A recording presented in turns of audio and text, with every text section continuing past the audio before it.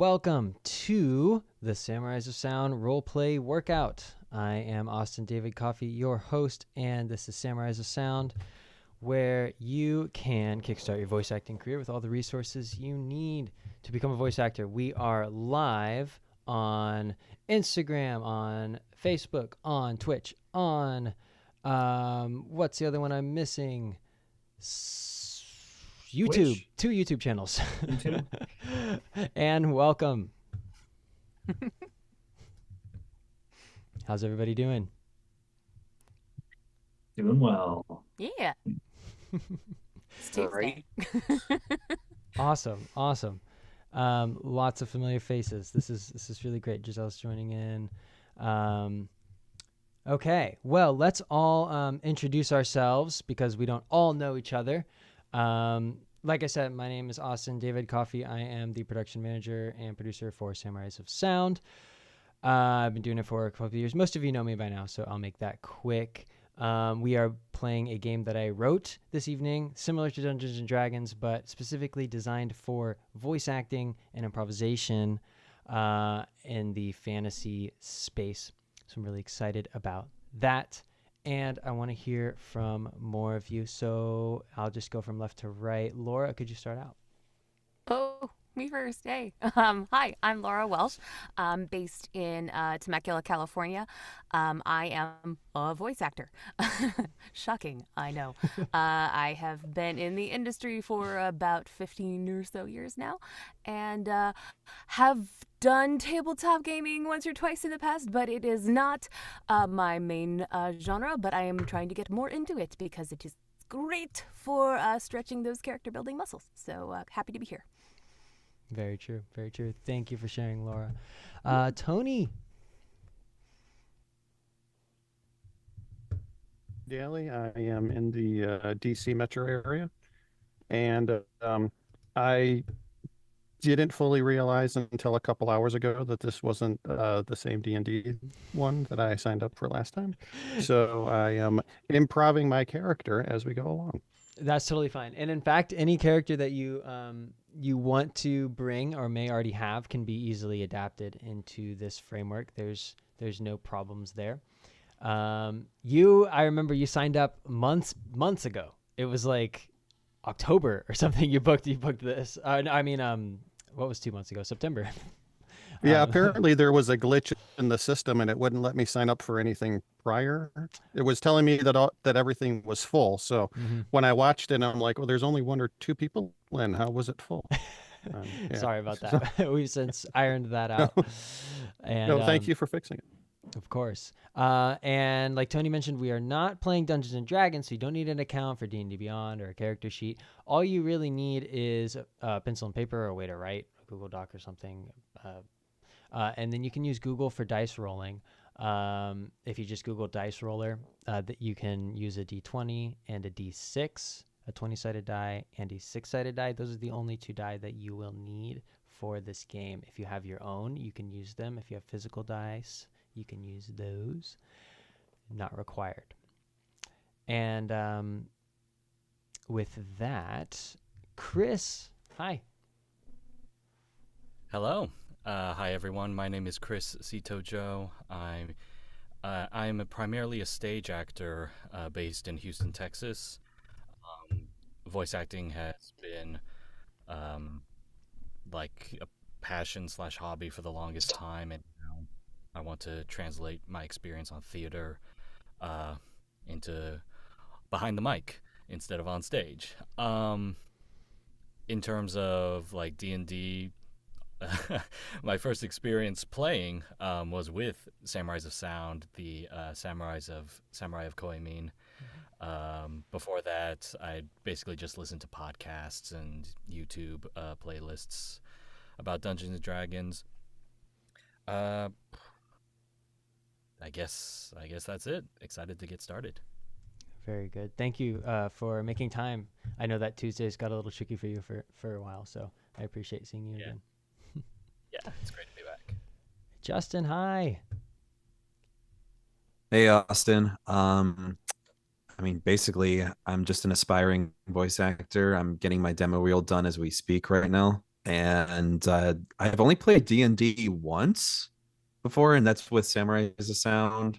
I don't remember which month of the year it was, but it was a while ago. It was one of the But first ones. it was fun. I loved the improv, and I just wanted to come back and kind of test the waters on this new avenue of kind of exploring new characters. I think it's exciting. Yep. And Justin is producing his demo reel. Justin, I just listened to the takes you sent and sent you an email back, like literally 20 minutes ago. So No, I did read through it. I just saw it pop up earlier, so yeah, I did see what you sent me. great. Gavin, hello. Hey, I am Gavin Kidder. If you've done D&D on this platform before, you probably know me because I've run I think like half of the D&D streams that we've done. Yeah. So I've got that background as a dungeon master a number of years. I've got a podcast where I do something very similar, although it's kind of more of a sci-fi thing. I'm based out in the Midwest in Indiana, and I'm primarily a musician, singer, guitarist, brass player. But yeah, I'm getting into voice acting. I've taken some improv classes. I just love voices, and I'd love to do it as a hobby / indie career. Yes, welcome, Gavin, and thank you for all the wonderful sessions. I got a little sidetracked. I'm trying to let someone in to the meeting. They didn't get the link. Jaquez? Hi everyone. My name is Jacquez Johnson. I'm in Memphis, Tennessee, and I'm like a starting voice actor that's trying to finally get my foot into voice acting. My current full-time job is really more of a therapist for kids, and mostly I have to do little funny voices for them to entertain them.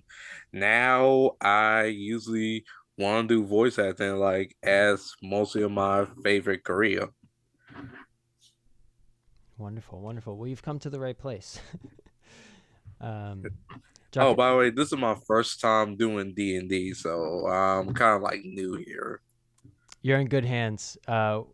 This is a really low stakes. I probably scared some of you. I was like, this is improvisation, but don't worry. It's really mostly about just having fun together and doing a little voice acting along the way. So if you don't have any experience with role playing or Dungeons and Dragons, that's fine. And if you do, that's also great. I see we have a chat. Okay, people are chatting. Okay, great. Giselle, hi, welcome. Oh, hi, Gavin, everyone. So I'm an animator, but also wanting to become a voice actor. I haven't actually played Dungeons and Dragons before, so Giselle did animated a music video and did the album art for one of the albums that we did through the studio, I think 2 years ago. And it's called I Will Always Be There, right? That was the one? yes, Yeah. that's the one. So we can provide links. Gavin's got a D&D podcast too. I'll provide some cool links that we can follow up with each other's work and stuff towards the end. Okay. So welcome, Giselle. So We are, Justin says, love D&D podcast. Yes. We are waiting on just one other player who I needed to send the link. Oh, there he is. John Carlos is coming in.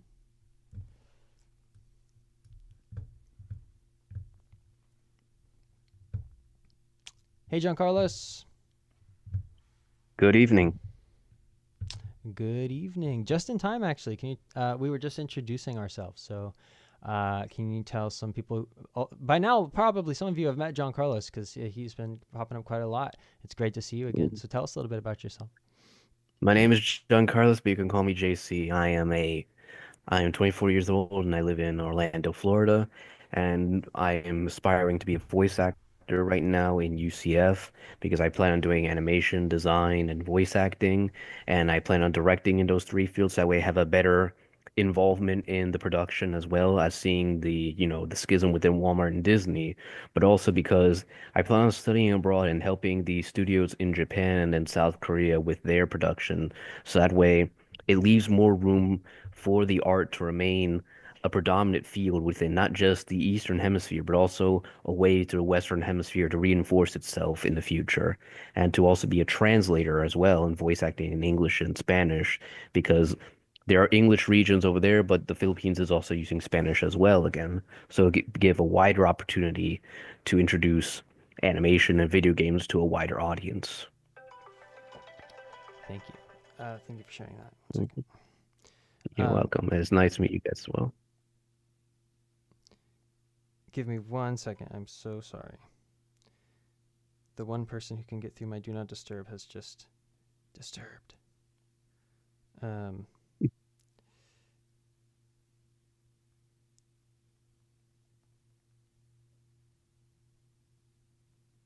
Okay, so I'm sure lots of you are wondering the details about this game.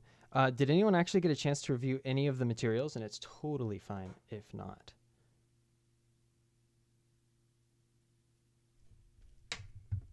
Yes, obsessively. Okay, I'd like to hear that. I didn't. I think I lost the document. I can't really see it anymore, so. Okay, I'm so I sorry. know you sent it to me forever ago, Austin, and I have not been able to. Oh yeah, Gavin, I sent you a special preview on Google Doc. What I I'm know. referring to more is the role-playing portal. The role-playing portal is in your member area, and it's where you are going to see. Actually, let me pin myself and share my screen here.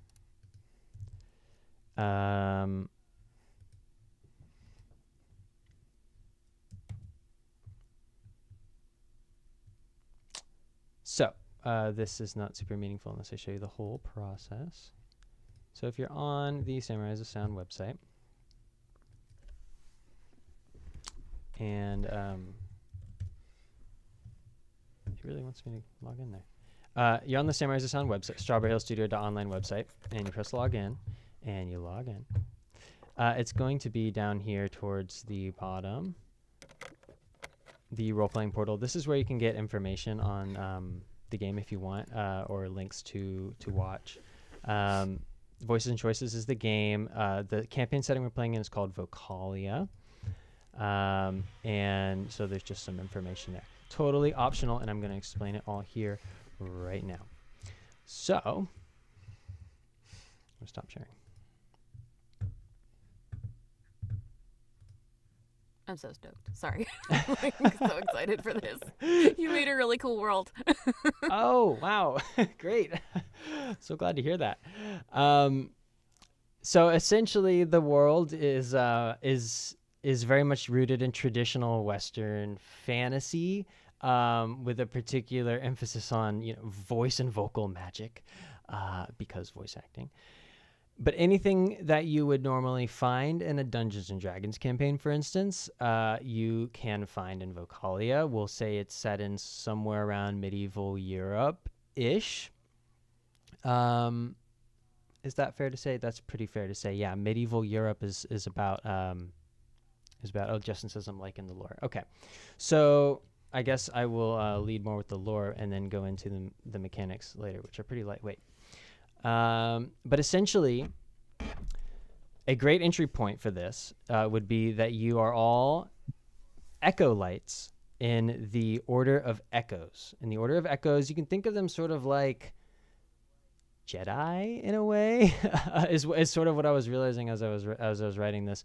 They're a peacekeeping organization that has its roots in all of the major city-states of the land of Vocalia, and the headquarters is called Ablaria, is the main capital city, and it won't be really the focus of this adventure, but you can assume that most of you probably came from there. And they're a peacekeeping organization. They don't necessarily run all the different governments, but they are often called in to answer in times of distress. Jedi are basically laser sword wizards, Justin says. Yes, peacekeeping laser sword wizards. That's a pretty good way to sum it up.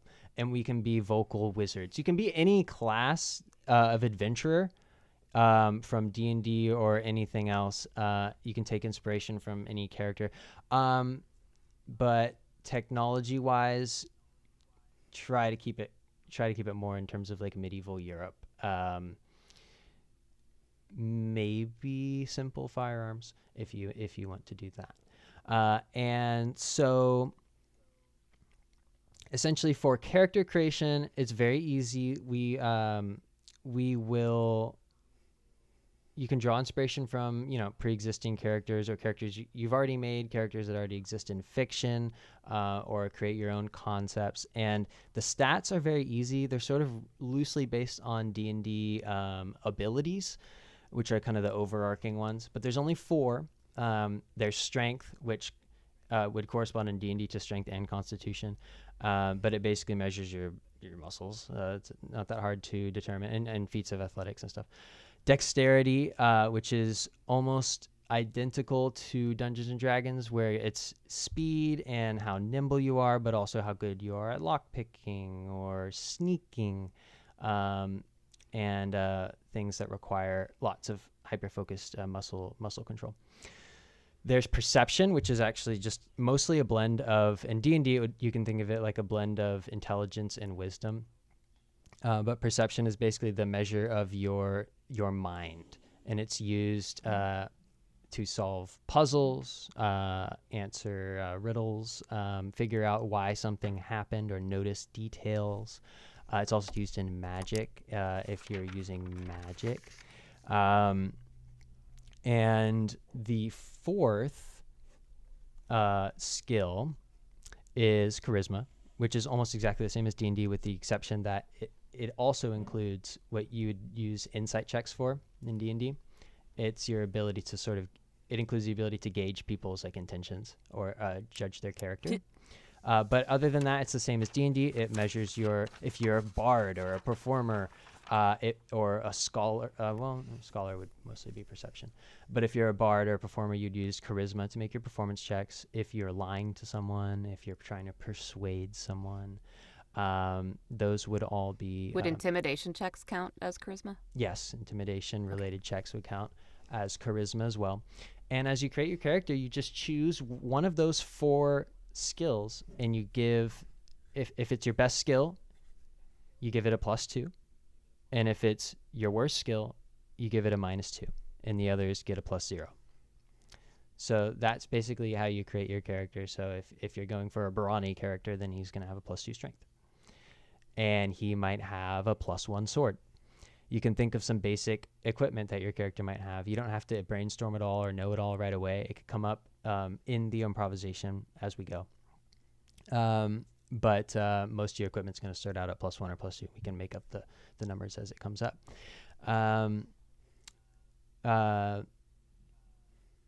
If you're Is there a link for that, or? Yes, yeah, you can actually review all of the if you want to review the mechanics, it's not necessary, but if you want to, you can look at the rules in the role-playing portal under Learn to Play Voices and Choices. And then the only major thing I haven't covered yet is magic. If you want to use magic, there's not really like a list of spells per se. There's like examples in which you'd want to use magic in the rules. But if your character would use magic to do something, say that and then describe how they're channeling their magic. Is it a connection to their ancestors, or is it this magic talisman that they're wearing? And then kind of that's sort of like your starting point. And then how do you solve the problem? be warned that magic is a very risky thing to do in this framework. So it's going to be a bit harder to pull off if you're using magic to accomplish your goal. That said, if you do manage to accomplish it, it will yield much more higher results than if you had not used magic to begin with. And that's baked into the mechanics of the game in a mechanic called Risky Circumstance, if you want to read about that. Not necessary to read about. Laura has provided us with a link directly to the role-playing portal. If you're logged in, it'll take you straight there. If you're not logged in, you'll log in first. Yeah, I think that one was specific to the tools post. Oh, great. Yeah. Sorry. So that said, now that we have sort of a basic overview of the game, and you don't have to have all the details, let's say that a couple of days ago, you received a letter from a pigeon, perhaps, that flew in to the stronghold of the Order of Echoes in the capital city of Oblaria, and it was something to the effect of there has been a distressing incident at a nearby village, relatively speaking nearby, about a 2 days journey, called Sablewood, involving a farmer's son and some sort of accident. And the letter was perhaps hastily scrawled from the looks of it, and doesn't have very many other details besides that. And in answer to that call, the Order of Echoes sent a delegation, and that typically would include a collection of, a small group of Echolites, which are the initiates of the order. So that would be you guys, unless you're dying for and you have this brilliant idea, you want to be the tavern keeper, or you're someone randomly in the scene that we'll get to. But for the most part, you're an Echolite in the Order of Echoes, and you're being sort of more or less directed by or escorted by a member of the order who's one level above you, and they're called the Rezonites. And the Rezonites' name is Matthew. And you've been trekking through a light wilderness. It's not like this village of Sablewood is not like so far off the beaten path that it was a hard journey necessarily, but it was a couple of days. And on as the sun has been setting, the sun is about to set on the second day of your journey. You arrive in the town, and to gather information, have seated and situated yourself in a tavern in Sablewood. And you're sitting at a table in the corner of a bustling tavern. Despite the apparent severity of the situation, the tavern seems to be in fairly good spirits. There's people, playing darts. There's people engaged in what looks to be an arm wrestling contest. People are passing around drinks and generally having a good time. Now, the owner of the tavern is a short hobbit, or halfling, if you will, roughly 2/3 of the size of a normal human. And by the way, if you have a race in mind that you want to be besides a human, anything you could think of from Dungeons and Dragons is probably fair game. Anything that would seem at home in a fantasy setting. And as the tavern keeper notices that he's forgotten your table in the hustle and bustle, he's like, oh, well, missing out on some business there. And he begins to approach you. And as he does so, what does he see?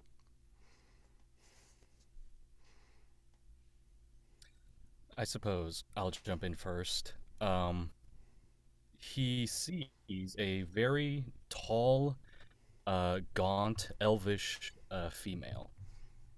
I actually wrote out a little description for her.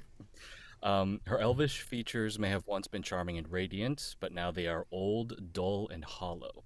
Pointed ears droop ever so slightly from age, downcast, sunken eyes stare into the middle distance. A thin face gives her chin and cheekbones a sharp visage. She wears little more than an oversized coat cinched at the waist and dragging behind her. Her skin is scarred, but one can still make out the green markings like stripes running across her figure. Her hair is long, scraggly, and clearly has not seen care in a long time, but oddly enough, it never seems to tangle. And strapped to her back is a 7-foot-long sword that is pure white, and it seems to be, whatever material it is, it seems to be a singular piece of that material.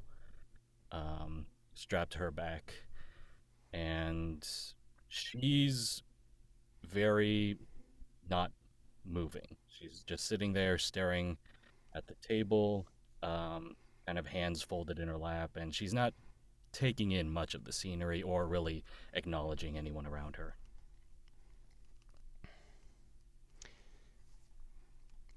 As the bartender approaches the table, he arrives, and he has his little notepad and a little writing utensil, and he kind of notices that you're just sitting very still amidst what is the hustle and bustle of a tavern. And in that sense, you're sort of standing out. I imagine your character is a bit taller than the average person. Oh, and she 6'5". Oh, okay, yeah.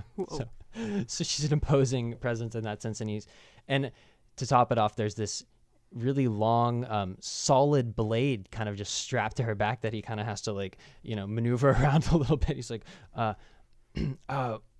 welcome to Sablewood. We don't get many of the Order of Echoes around here.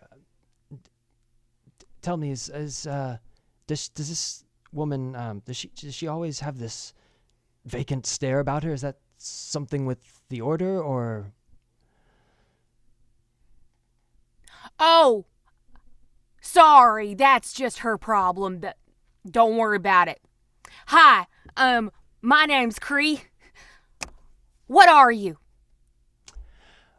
Well, ma'am, I'm a hobbit. Haven't you heard of hobbits in Ablois? Oh, wow. Sorry, I'm from the hick town way out of there in the country.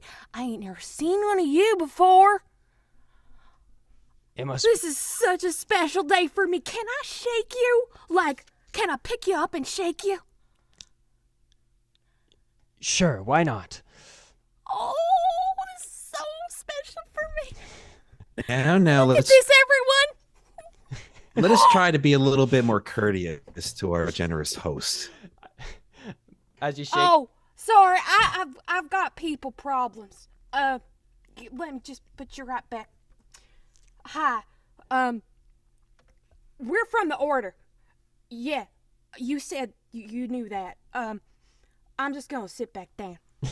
There's at the table behind me, there's drinks that have just spilled all over the table, and everyone's looking up and they're like, "What's going on?"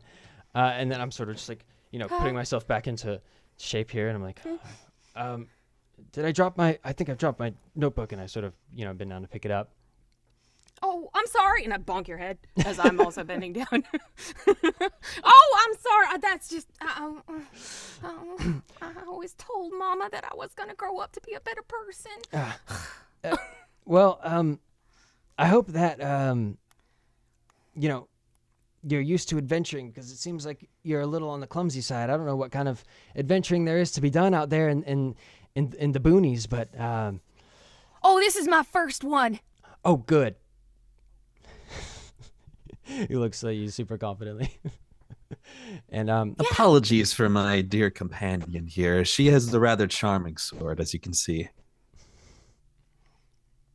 And, thanks. And you are? My name is Daniel Bard, and quite frankly, I would ask you to not ask too many questions about who I am. My occupation is all that you need to be familiar with, as I'm sure you will understand, as our order likes to keep things purely business. That's okay. Some folks around here don't like to share too much about themselves, and I've heard that the order can be businesslike at times, but I will suggest not acting too reserved. People around here, it's a small town, and word gets around. We like to understand a little bit about our neighbors, so just bear that in mind as you talk to folks. But I can see that maybe that's an uphill battle. Pardon me. Might I order a drink? Absolutely. In fact, why don't we get everyone's order here? We have, our standard run-of-the-mill ale is usually what we serve around here, but if you want something different, I suppose I can go back to the kitchen and see what we have. But we've got old ale and really old ale and a little bit of new ale. Did You someone say perhaps have something dwarvish, maybe like a fire wine or just something to burn the belly, put some hairs on the chest. And he points at his bare chest. He's got he's wearing like a fur cowl and no shirt and a pristine kilt and high sock combo, like he crimped it this morning, pressed it. He's also got a big fuck off sword on his back. It's a claymore, and he has just been kind of sitting next to the elf, kind of quietly measuring her sword to his. Figure out which one's bigger. It's hard with her height difference. Yeah. If you have wine, I'd be more than happy to talk about business. Sounds like wine's the way to go. Give me 1 second, and you see him sort of hightail it away from the table and go back behind the counter. Oh, There's a bar bite. There's a bar milk! bite. Milk! He turns back. Milk. Only for me, do you have? Okay, he kind of mouths it any across the rum? floor. Yeah. And As he I comes sit- back a moment later with this kind of dusty bottle of red wine and like this cup of milk that he hastily kind of prepared. He says, well, it's not fire wine. We don't get many dwarves around here, but it is pretty, shall we say, tart.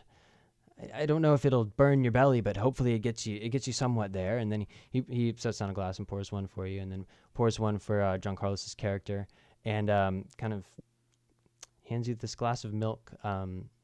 Did I get your name? You can call me Verhelius. I come from the Eastern Hemisphere. I am of the lineage of Wallachia right here, and my job is to hunt fiends and to hunt others, such as barbarians or the less than or the more than barbaric Turks that have been occupying Wallachia. So I've come here because I heard that fiends have been in this area. Now, who are we hunting today?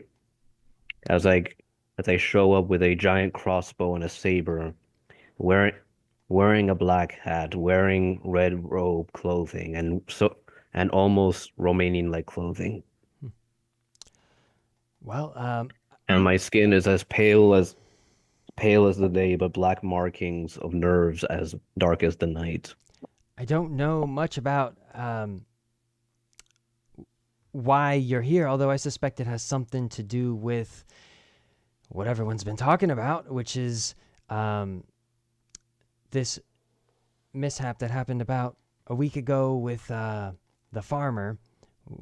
We call him the farmer because there aren't very many farmers around here. We have probably 3 or 4 farms, and his is the biggest.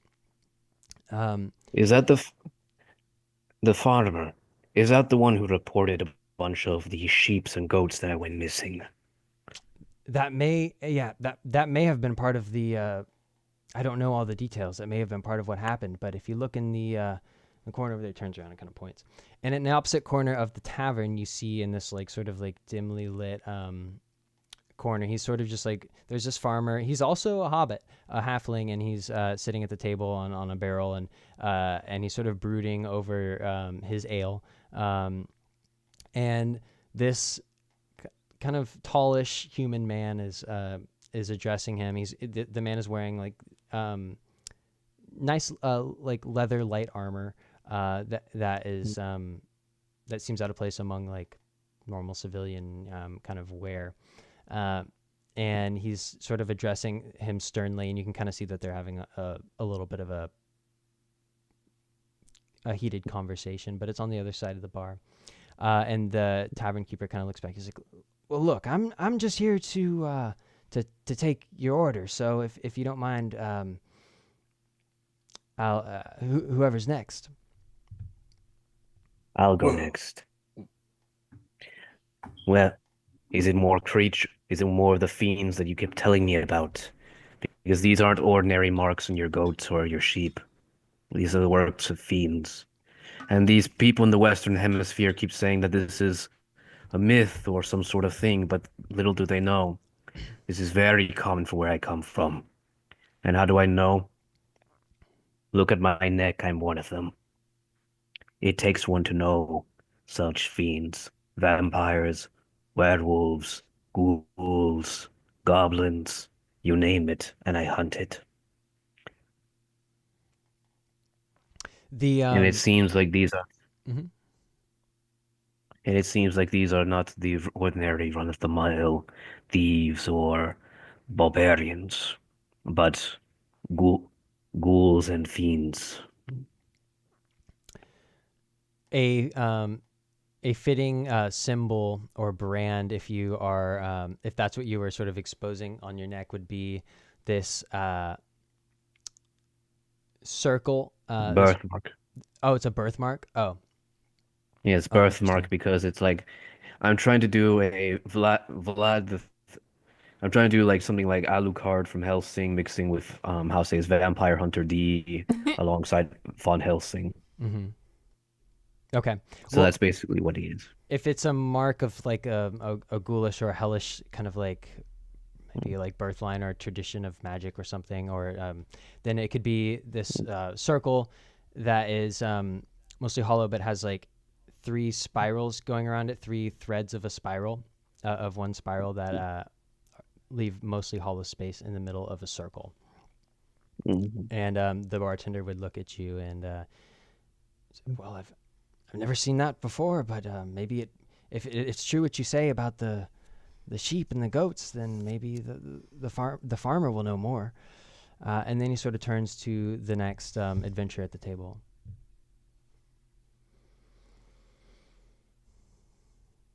What did it look like?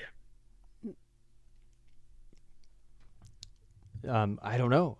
Like I said, I just work here. So, and he turns to Jaquez's character and says, "What did I hear you say you wanted some rum? What can I do you for?" Well, I wanted you got some of the finest rum in all of the lands over there. You're talking about the good stuff. We don't break it out for just Yes. anybody. Because I am really a very important character, as you can see. I'm from a distant land where most of us hunt for game. As you can see, that my character had this humanoid werewolf personality where his hands drip in blood, his clothes all raggy, or have his hood over his head to hide his mysterious persona. Nice. He notices And, that like, like rum. there's like some blood kind of dripping onto the floor, and he catches hey Alf, get the mop.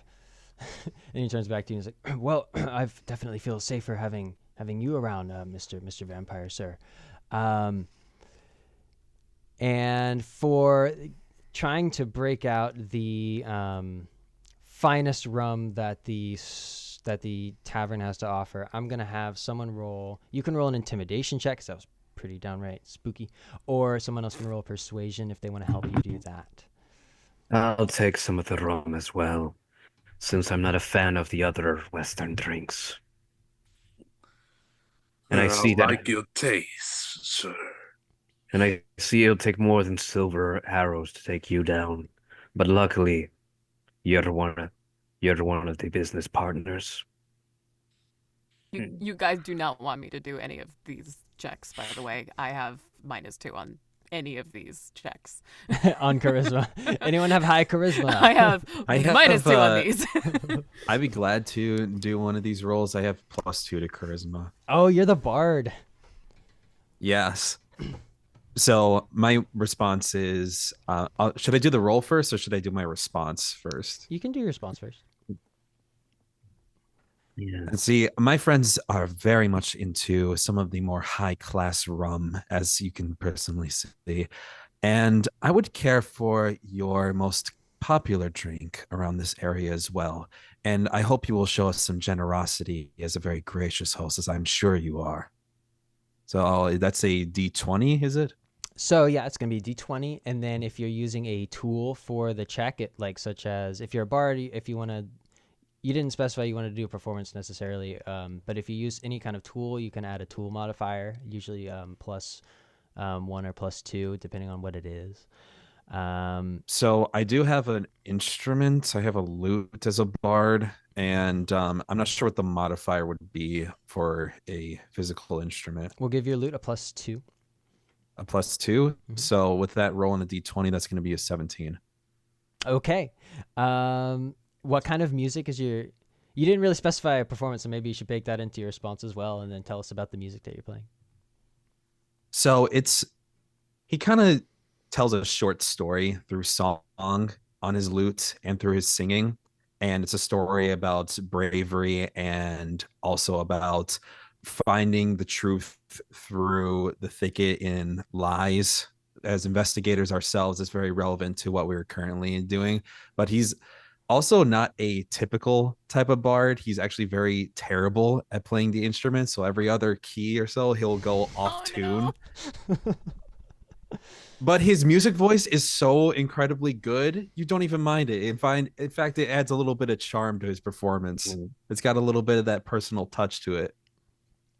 Okay, so with a 17, in voices and choices, you subtract 12 from the result, and that gives you a number you can work with for certain situations. For this one, it's a little bit arbitrary, but it's a 5. 17 minus 12 is 5. So the bartender, after your song kind of fades away, he wipes a tear away from his eye and says, "Let's break out the good stuff." And he comes back with enough rum for 5 of you.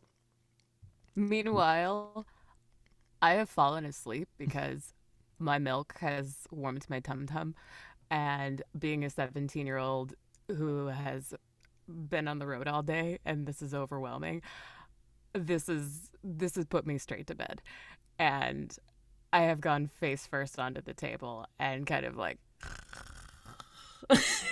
straight into Tony's lap. Sincerest apologies again for my charming companion. As you can see, she is one of the younger associates that I have under the same order. And as you have been such a gracious host, I feel it is more than appropriate for me to provide some more information on myself, as I'm a little bit distrusting of strangers and people who I've met for the first time. So I myself am a bard who's looking for fame and fortune, as you can already see from my prowess in singing. And as you can see, I do have a little bit of personal branding to myself with my, let's say, less than adequate performance with my dear instrument here. And I do come from a backcountry near to the south border of the country, as you see. So I'm very familiar with intimate little towns like this, and discovering some strange things, such as what's been going on with some of your folk and that fellow farmer that you call over there. I myself am a farmer myself, a former owner of a long acreage, a long lineage of family-owned properties. And I hope that we can assist you with this very curious endeavor that we've taken on ourselves. I hope so too. I mean, like I said, we only have a couple of farms around here, and well, the farmers is the best between you and me. The milk is the finest. By the way, that glass of milk I served was from one of his cows, and the crops are consistently good. It's around harvest time, so this is an important time for our village, and I hope that that we can get to the bottom of whatever happened. It seems like it's put him in quite a mood. He looks to Tony's character. Any chance that our hillbilly friend is gonna wake up anytime soon? I don't want anything bad to happen to her in the bustling tavern such as this. Yeah. So I had planned on mine not actually being there yet. Oh, my bad. So, I could have fallen face first into somebody else's lap. You see anybody. a tall, thin human walking through the door, like maybe Is this really a place for a child? like maybe undernourished, and yeah, maybe she imagined me there because she got milk drunk or something. But There is actually I'm alcoholic just gonna milk. gently just nudge her on the shoulder, and just like, please, just get up. No, Kitty, stop chasing chickens. Sorry. The inflection in your voice as you were But he's- speaking was incredibly hoarse, and you're finding as you regain consciousness that your voice is quickly losing its ability to work.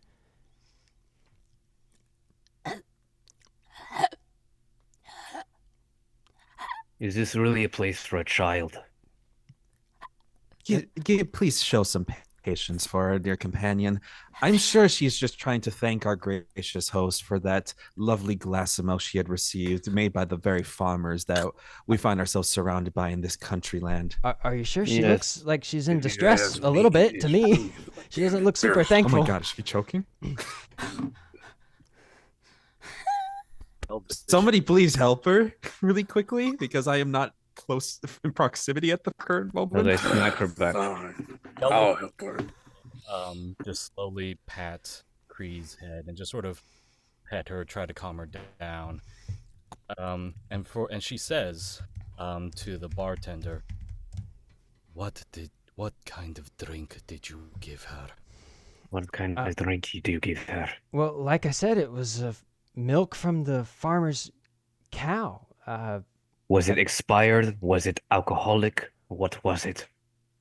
Well, it's not older than 3 or 4 days. I mean, farmer brings us the milk pretty consistently, and we don't wait too long to use it. Our refrigeration is fairly limited. Then why is she reacting like this? It makes no sense unless there's alcohol in the milk. I told you this was no place for children. My character has sometime in the middle of the bard's long kind of monologue stood up and walked over to the table where the farmer is seated and just plopped myself down. I'm like, "Oi, you called us for a contract and it says mishap. What does that mean? What the fuck is going on?" He's knee deep in what has become an argument with this tall, sturdy man in leather armor, and even still, the sight of this like hefty dwarf with like his part of his chest exposed and this big fur coat, like just walking up and sitting down and slamming his fist on the table, kind of jolts them, and they stop talking. And the farmer looks over and he's like, "Are you the folks from the order who I requested?" Yeah, we're acolytes. Yeah, that's the one. Oh, well, it's about time.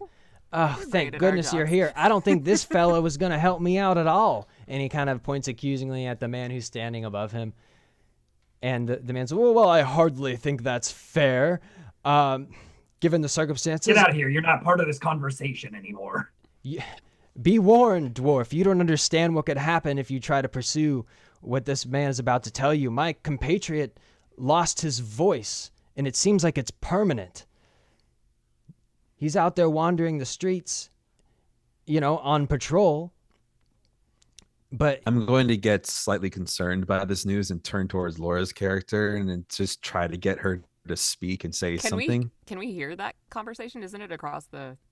By this point, I think enough Can we people hear- around the tavern, it's a fairly okay. small tavern, would have probably stopped talking to where you can pretty much make out the gist of it. Yeah. Oh, okay, sorry. I'm just checking. Yeah. No, absolutely. Great question. Yeah, I'm also concerned. I am not calm. I'm just like gesticulating and like. I'm also going to raise the alarm of our companions. It appears we're having an issue with our companion's voice. If we could draw some attention to that urgent matter right now. Either this is poisoning or she needs ginger. Because Which is- ginger. Already. Yeah. We'll get to that. What's going on? I just like gesture back at the farmer. I've got no explanation so far. All right. Let's try to calm down just a little bit. Don't and tell me try to calm hear down. from- I Realize my understand your character holding perspective, back of all course. this Honestly, nonsense. I will second that request to not calm down. What happened about 1 week ago, you know, given that it's harvest season and the people rely on my crops, I was doing my duty and I was going through my crops, and I would have my son out there with me. He's my apprentice and I'm teaching him the trade. And we were looking and trying to figure out if now was the right time to harvest. And things were looking pretty good. We thought maybe we'd give it a couple more days. And then we started hearing this spooky howling coming from the mountain that overlooks the farm. And Did it sound like a animal you're familiar with, or was it something a little bit more, let's say, strange or unusual about it? Was it a wolf or sort of skin crawler? it Because didn't, I've been it You didn't really sound think like that I killed those sheep? You think? Was I looking at you? Did I think every werewolf? Do you think every werewolf revolves around you, my friend? No, if you got a problem with me, we can settle this outside. now listen. I have no I've- problem putting a silver arrow through your skull. My sure, friends, I my no problem friends. ripping all your flesh off. You Everybody, shut up! I just listened to the story for 1 fucking second. God! He was about to It tell happens us a little every bit of time. essential information. I'm sure we Uh, will know more after. well, it didn't sound like any kind of Story. werewolf that I've ever heard. And now that I'm saying that and hearing how sometimes that they're prone to react, I'm really glad for that. And that said, it did sound like some kind of spooky human-shaped, sized creature. I don't know. I didn't see it at that time, but it was persistent enough, and it didn't sound like no dadgum coyote or nothing, that I was very concerned. I ushered my son inside, and I put in a request for the night watch. He kind of eyes this man who's standing over him to look after me on other nights and make sure that nothing happened. And so his friend, who's outside on his patrol now, supposedly, came down the next night, and he was out there with me and my son, and I was tending to a crop, and my son went to go check on another part of the farm further down, on the scarecrow, as a matter of fact, because our scarecrow stopped talking. I had the thing enchanted 4 or 5 years back, so it would actually scare off some of the bigger sized crows that we get around here. My son was inspecting it, and I started hearing the howling again. Only this time, it was louder.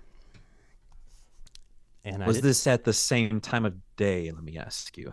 It was, the sun had set about an hour, maybe 2 hours prior.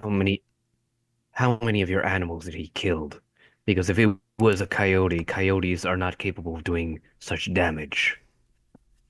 Yes, as far as I know, most of these creatures, as far as I meant, mostly do something this drastically. Known as for my clan, you usually go to a ritual where we have to last through the whole night without killing anyone. If it is animals, it is likely some sort of creature. If it is men that wander the night, it is likely a succubus. so we can lure down the likability of either being a rogue werewolf or some sort of ghoul. Well, what I did see was this. He got closer, and it was a tall figure with a hood. I couldn't see much of the details of his skin to tell if he was human or not. But he snatched my boy. I saw them silhouetted against the night sky, and the howling just continued on, and then he dropped him, thankfully, and stole off into the night. Howling, you First, say? mistake was hiring the Night Watch. They're a bunch of fucking useless tossers. And I just look up at the Night Watch guy. The Night Watch looks down at you like he's not amused by that comment. We can See put what the those words to acolytes the were test. were a bit more seasoned than those layabouts. We'll solve your problem for you. Thank you so More than- much. I really do need. I need this not just for the farm, but for my son. And Chris raises his hand and leaves. Where did Chris go? Howling, you say? I'm still here. Oh, you're still This here. wouldn't Why have did we to be a- rearrange? Oh, Giselle left. Yeah, Sorry. left. Hearing all the details, my character, you all would call her Resonetta. She stands up and she looks at the farmer and she says, "The scarecrow, it's still in the fields." Well, I didn't even think to check. I mean, I've been so distraught over my son. He's been sick in bed for the last few nights. It seems like it's getting progressively worse, and his voice still hasn't returned. And Resonetta starts walking to the door to go out and look. I'm gonna follow right after her and just call Is back there to the rest of our Any other companions. symptoms that we should be watching out for, aside from the voice loss, in case, like, for instance, one of us was afflicted by a certain Well, similar thing. A banshee. later on in It the would ha- evening, he started sweating profusely. Okay, sweats. Someone write this down. I don't know how to write. Wait, you're acting like... Always won in every campaign. Always won. As I take a silver toothpick and put it on my finger and write it in paper. So it takes the voice. Jesus Christ, are you Is- doing that in the blood? What the hell? I'm a regenerative. It Oh, does not all right. affect. You're kind of And I acting like see- you're, from the specificness of your question, not young dwarf, but little dwarf. That Hey, actually he's the same size as you. He's he's a half. Yeah. He- I'm 50 years your senior, you bastard. I'm sorry. I'm just a little thrown off by this whole thing. You got a lot of foreigners coming into this bar, and they look kind of strange. And well, I really need your help, and I'm nervous. From the specificity It of your sounds like- question, it sounded like maybe someone had already been afflicted by a similar ailment. Many times. Yeah, It was either It was either banshees. And he started. It was either banshees who have these voices. The farmer kind of looks back at the direction that that the dwarfs pointed over his shoulder and sees the hillbilly whose name escapes me wildly gesticulating in the corner. Cree, wildly gesticulating.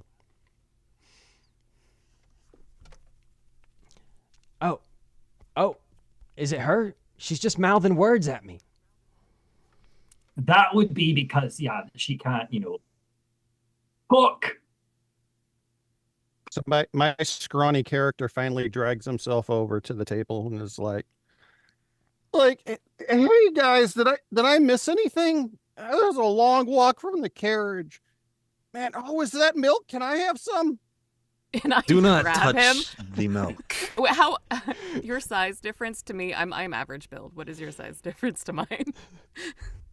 So he's like 6 foot, but maybe like 120 pounds, and wearing armor that's well worn and mismatched, and a short sword, and kind of dragging a shield behind him on the ground because it's too heavy for him to carry. Okay, being as clumsy as I am, I somehow grab you by like the belt buckle and maybe like a portion of your gear and try to like swerve you away from the table, but somehow just force you into a chair accidentally and just like ronk. Being kind just- of done with the and go- situation, my character will fall off after Chris's character, just announcing, I believe my efforts will be better spent going to the actual place we will need to be eventually to investigate. Fucking Matter. aneurysm dealing with these folks. Oh man, I just got here. And while y'all jabbering, my character will go out and search for the missing sheep and the farmer. The bartender has kind of caught wind of what the farmer was saying. You know, he's definitely clued in on the farmer because he's been showing up every night for the last few nights to drink away his sorrows, and notices, you know, that that Kree's character is just like kind of wildly gesticulating in the corner, and then, you know, pulling onto another character who's now shoved himself into a table. He says, "Oh, did that happen because of the milk? Oh dear. Does anyone have any ginger?" Fish out, I'm afraid. I think I lived with a ginger once at the orphanage. I don't have any on me. Yeah, even if you did, I'm not sure what I would be able to do with that. If it's locks of their hair, I'm not sure if that would work. Wait, that's what you mean. Oh, hold on. And he pulls a wiry red hair out of his mutton chops. You mean like this? I got loads of that. She just have to drink it or something. Yeah, sure. You know, I've never met a dwarf, and I certainly don't pretend to know much about dwarven medicine, so I was really thinking of ginger like tea. I gave that to my kid once, and it helped their sore throat, but, you know, if you can use magic maybe to... Is your beard magic? I don't know. I'm just going to call over from across the bar. It's not magic. Don't take it.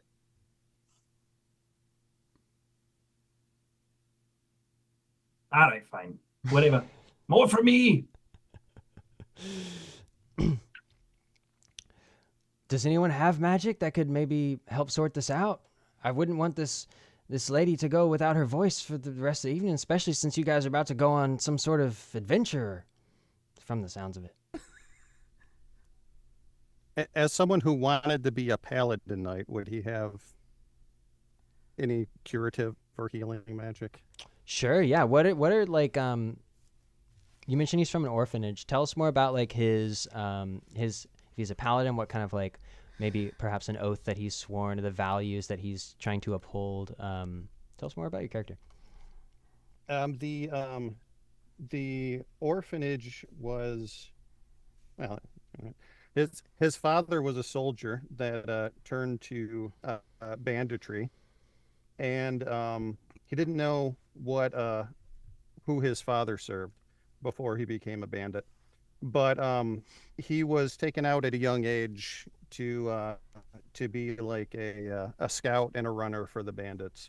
And while he was out with his father and his group one day, they were completely wiped out by adventurers that were hired to take care of the bandits. And because he was so young, he was taken into an orphanage that was devoted to Harmonia.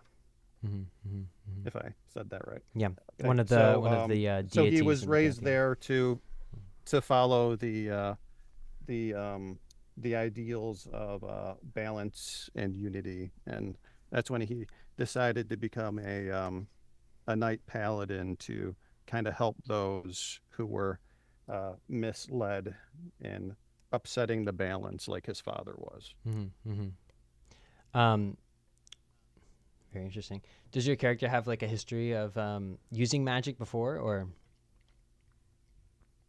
He can if we need it.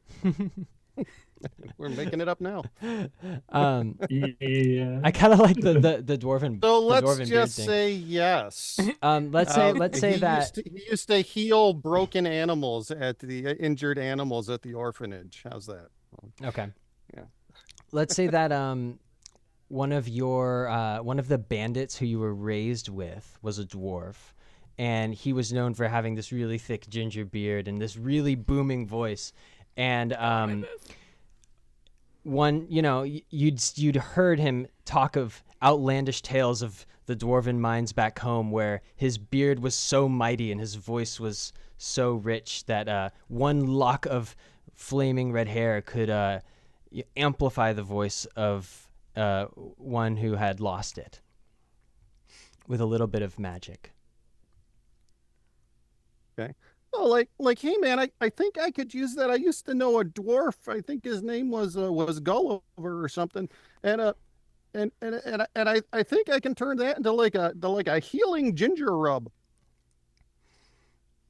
Gulliver, was he a Gildan Flame? I don't know. He was like some sort of traveler.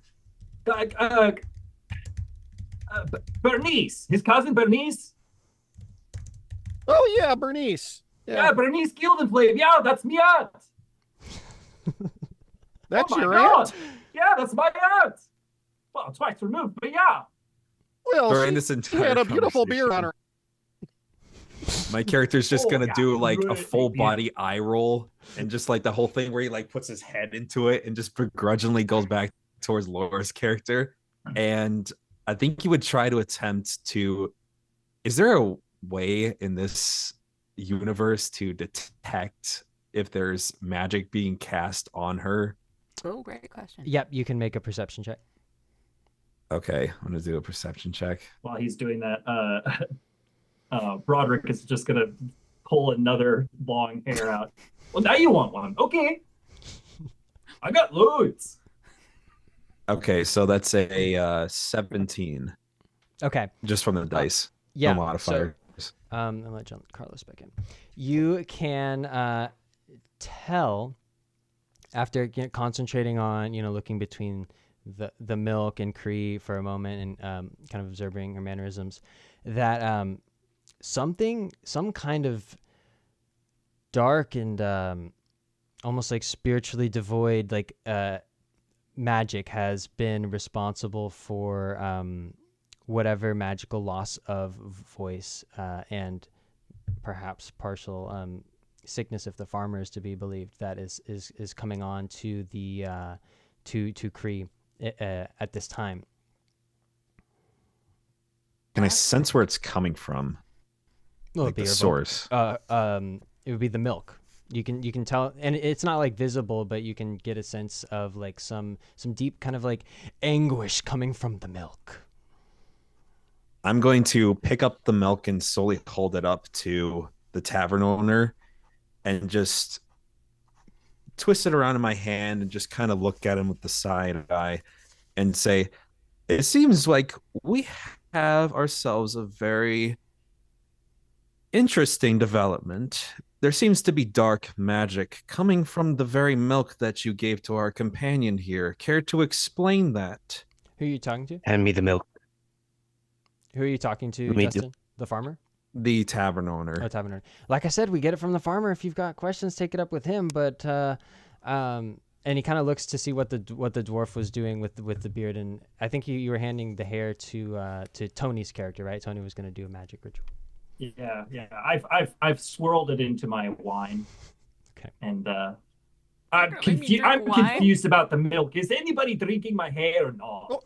Oh, that's awesome, man. Like that's perfect. And did you say like the milk was like cursed and stuff? Hand me It the milk real indeed quick. does Like, have that's some perfect. dark magic so I coming take from the it. cup where it has leftover milk and I pour some of the wine with the hair in it and I swirl it around and try to say some words to reverse the curse. Okay. And So then I do a roll. yeah, you can See if it use works.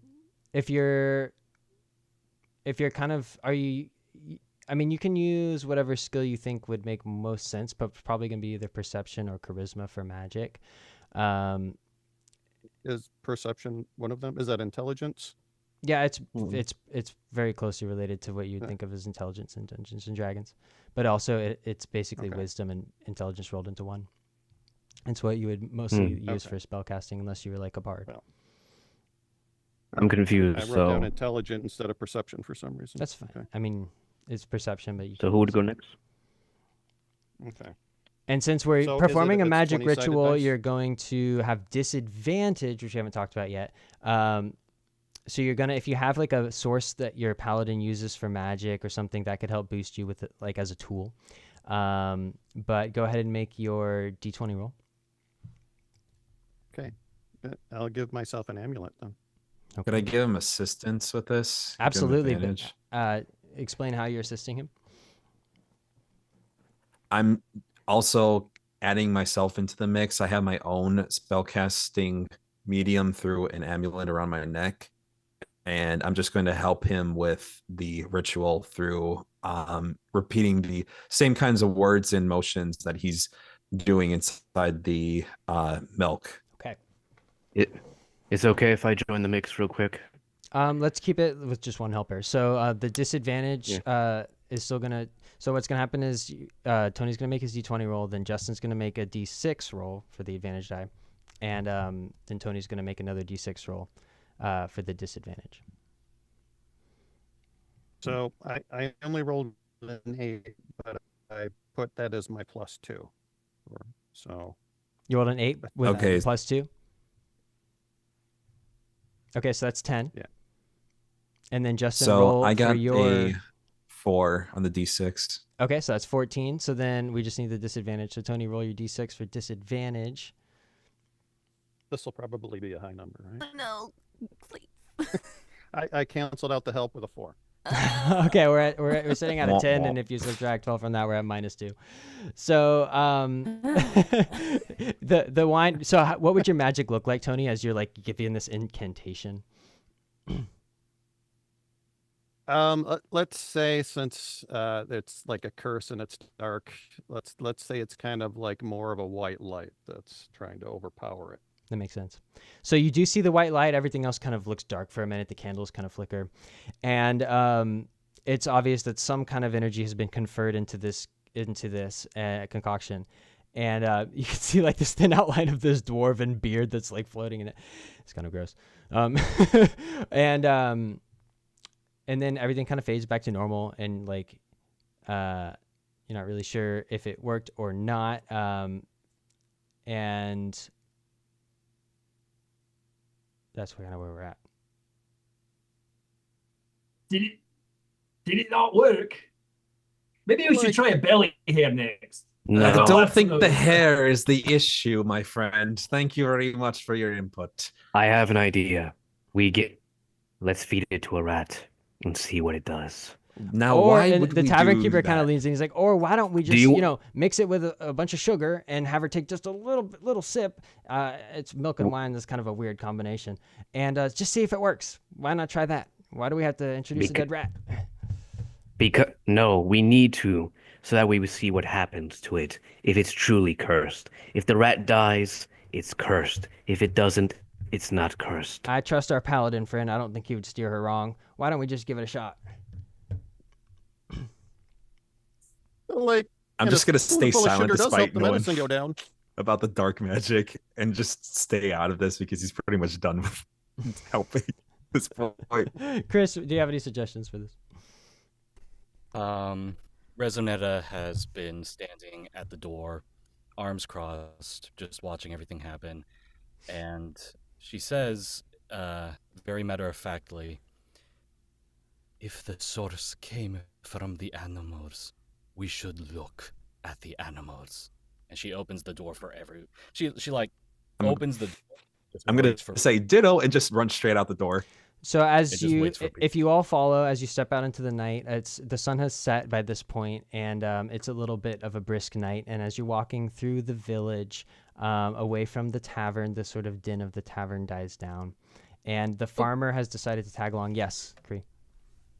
Before we leave the tavern, I'm going to go behind the bar, find the jug of milk, and smash it on the ground. It's valid. As you go to leave, And I'm gonna point at the tavern keeper and go, and leave. yeah. As you go to leave, I'm gonna pat you on the back and I'm gonna say, "Don't worry, Kree. Talking was never your strong suit. Maybe this is an improvement. Look on the bright side." And I'm just going to drink the wine with hair in it because I don't want it to go to waste. I'm thirsty. Yeah. There you go. And as I comment and discuss barbarians. I'll just pop my hand and look at the tavern owner, look at the smashed glass on the ground, look back at him, and just say, "I want to apologize for that one. Sorry." Yeah, Alfred, the janitor, is just like has just finished up cleaning the blood on the floor, and then he looks at the milk and he's like, "Oh God." And the farmer has tagged along with the party, and to sort of just direct you there. And you get to the stables of the farm, and it's a modest stable. There's plenty. There's probably 5 or 6 cows, 5 or 6 horses, but it's fairly quiet. There's no like chickens or anything, and the cows are mostly asleep. And he walks you over to the main cow. He's like, "Well, this is the one that we usually use for milking, and excuse me, as you can see, at some point." I don't know, something must have happened. It was about 3 or 4 nights ago when I started noticing everything else going wrong. And the cow is just like laying on its side, and part of its like hair has been like shorn away or scratched away. And you can see this brand, and it has those 3 threads of a spiral and a circle formation on its underbelly by the udder. I'm just gonna ask him really quick. Do you mind if I take a look at your animal by chance?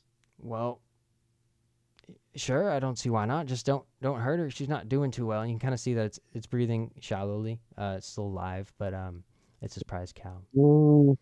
I assure you, my good sir, I'm perfectly in the know of what I'm supposed to be doing here, as well as confident in my abilities.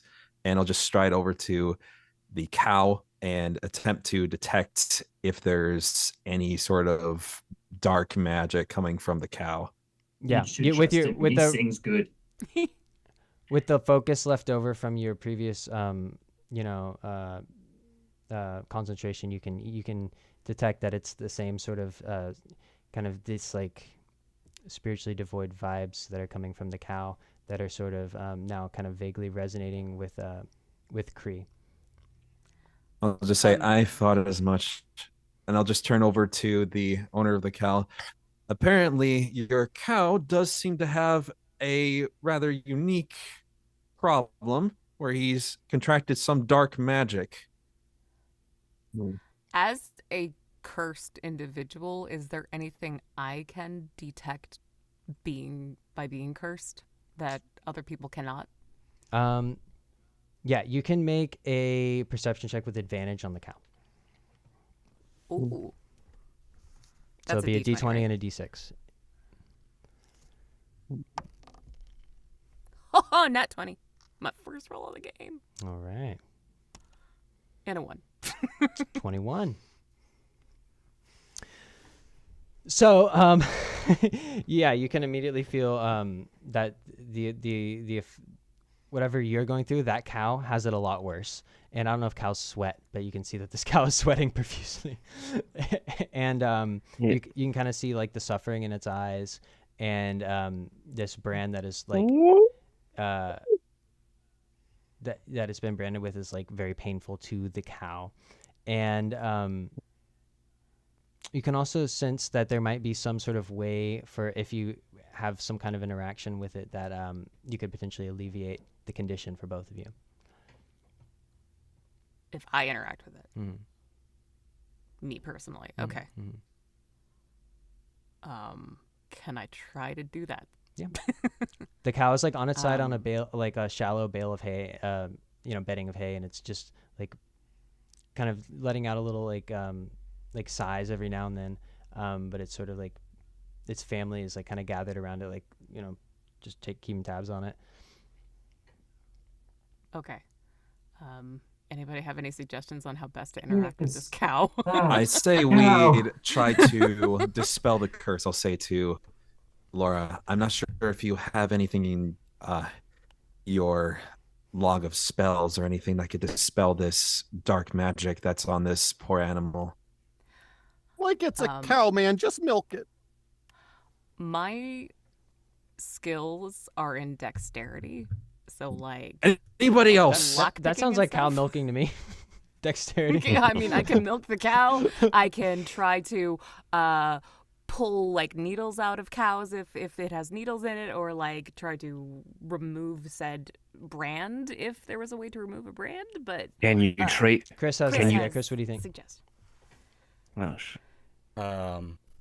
Well, JC, go ahead and say your idea. Yeah. I was thinking, if you have a magic spell, can't you just trace it back to whoever cast the spell? It's likely it was someone who hexed your cows or fed something to your cows to curse the village, like a witch or warlock. It does. Someone who the possibly farmer has. He's like, well, it does seem likely that it was whoever assailed my farm the other night, and he wasn't definitely up to no good. I'm gonna ask him, did he leave any traces behind him who it could possibly be? He sure left some traces over there. And he turns around, and there's this like clearing by like this wooden post that's snapped in a half, and there's this kind of like it's kind of obscured by this like wall of crops of like wheat crops that are like in front of you, but he's kind of pointed vaguely in that direction, and you can see that this wooden post is snapped. Oh, would you look at that? Now, do we want to go after looking whatever at? did this, or do we want to try to help this poor animal first? Resonetta will kneel by this cow place one hand on the brand and will gesture to Cree to take her hand as well. And these tiny balls of light start kind of circling around Resonetta as she, I guess, tries to cast healing magic. She is tapping into her connection to the Fae and is going to attempt to... Yeah, I guess it is just going to attempt to purge whatever this curse is. Cool. Okay. Yeah, make a so this would be a what skill would you use for your magic? Would be perception or charisma?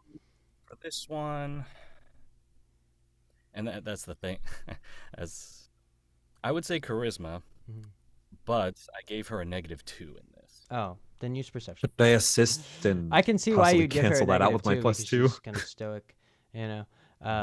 You can use perception, and if you're playing a song, Justin, perhaps on your character's lute, you can provide support as well. It's a D6, isn't it? So that's a D20 and a D6 for Chris. The D6 will be negative, and then that's a D6 for Justin. The D6 will be positive. Would there Okay. be any circumstantial benefit if I like was using any kind of dexterity benefits, like say petting the cow? Oh, like Very, use very, like very figuring out gently. where that spot is where the Yeah, cow's like finding that really nice itchy spot. Yeah, you like, can throw in another in the D6 as withers. well. So that Okay. Yeah. Okay, so I got a 3. Okay. 3 plus. We're waiting on Chris's D20 and D6. Yeah. That is 11 minus 6, which is 5. 5 plus 3 is 8. Plus the D6 from Yeah. Laura. Cree. Is a 4. 8 plus 4 is 12. That's it. That's the magic number. Oh, Yes! Oh, wow. Okay. I did not think that was gonna work. Wow. Yes! After a few moments, you can see that the brand gradually, which was kind of like scabbed over and stuff, is like actually receding back into the cow's skin, and the cow begins breathing a bit more deeply, and kind of just drifts off to sleep. And after a few moments, Cree, in a tall glass of water that the farmer hands you, your voice is back to normal. That's a good cow. I'm going to say, well, and then give my companion a slap on the back and just say, looks like she's got her voice back. Excellent work. Thanks, Resonetta. You're the best. For the first time since you've met her, she looks you in the eyes, and they look very sad. But given this success, there's a tiny glimmer of like realization that she did something good, and she says, "It is my pleasure." I hug you really, really tight, and I know you're super uncomfortable, so I like stop and like take 8 steps back. The Hug her, she just The farmer And kind of walks in between you as you taking your steps back. He says, "Well, I hate to interrupt such a tender moment, but now that I know it's possible for this curse to be reversed, there's something I need to ask. I know you came here to investigate this, so my son is really sick. This happened to him, the same thing, but it was about 4 days ago, and every night it's been worse and worse. He started sweating, and then he stopped eating and drinking, and he's over there in the farmhouse, and you can see the farmhouse on the other side of the crops. And do you think you could use maybe your fancy healing magic on him?" Mind if I say something, Farmer?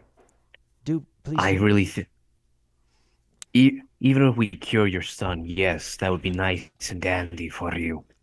But the main concern is who did this, and it seems like he or she might have an agenda against the village.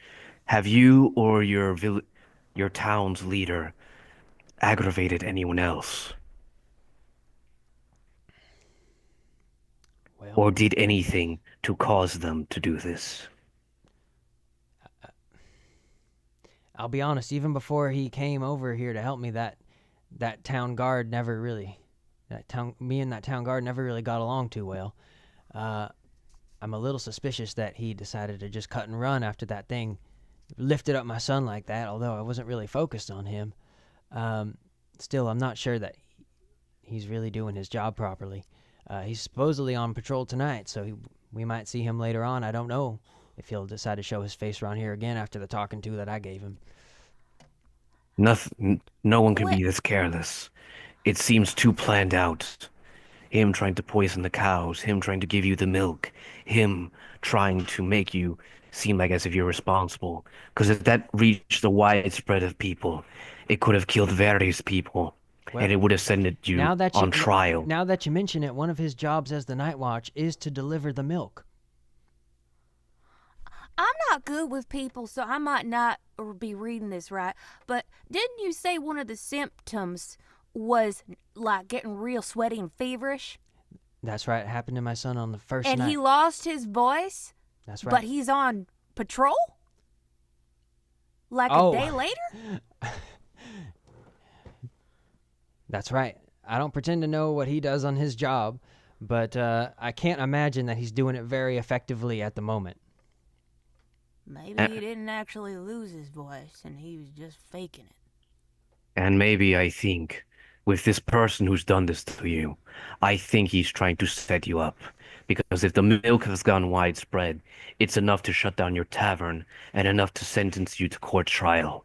And if they find you guilty, they would hang you or put you in the guillotine. I got a suggestion here. How about looks like we got a couple of different objectives here. How about we have maybe maybe Resonata and a couple other magic-y folks go in and heal the farmer's son for him. Just get that out of the way. And the rest of us, myself included, will head up the hunt. Because that's what I'm good at. It's hunting things. I know that you are, and I point at JC's character. I agree. You are probably. Mm-hmm. I point at Jacquez's character. So let's go do that. I agree with the dwarf barbarian. Let us hunt them down. Okay. Whoa, I ain't a barbarian. That's rude. That's just rude. You have more breasts than the average succubus.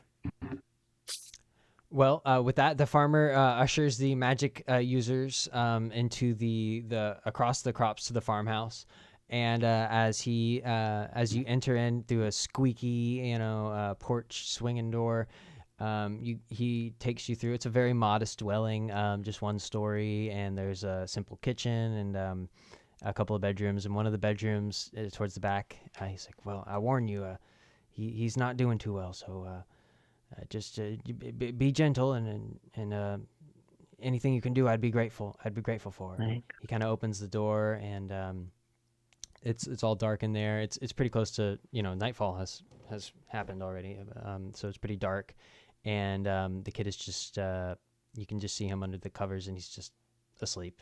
And you can see that he from the moisture of the bed, like he's just been sweating and you can see like a tray of food that he's just completely ignored.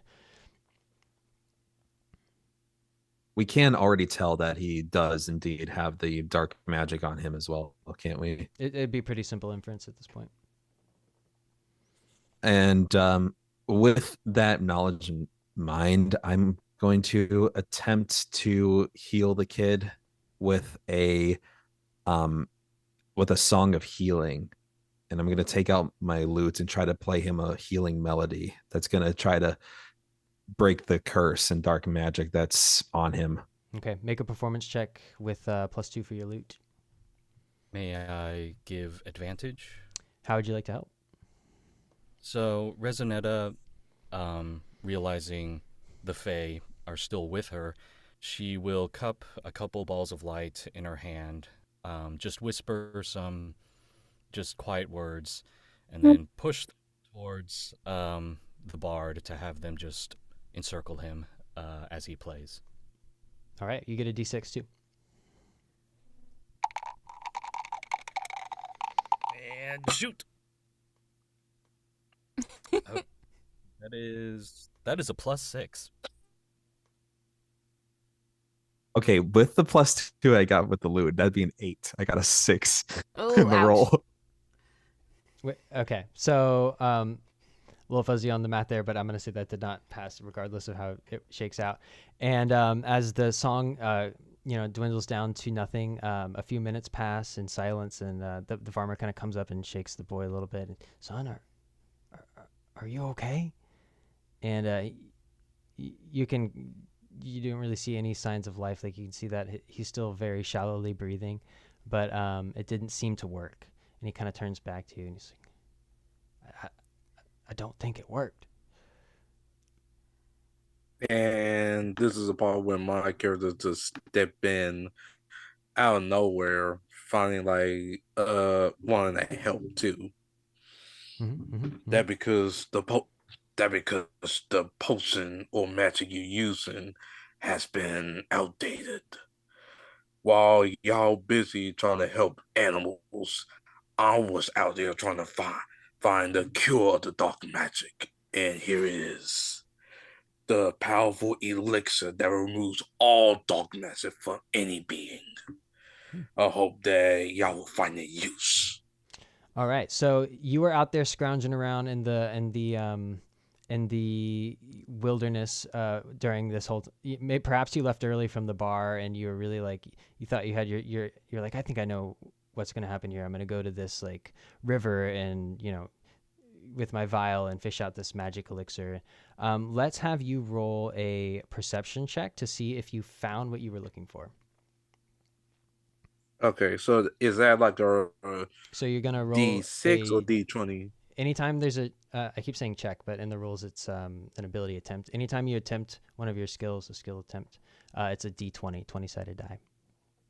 Okay. And if you have any How does tools it that you work? normally use for like exploring the wilderness, you can apply those as well.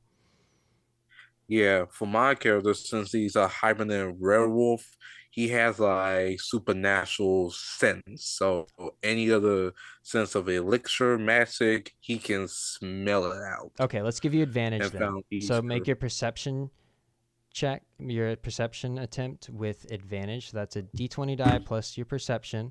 It's either +2 or +0, depending on what skill you picked, and then your D6 for advantage.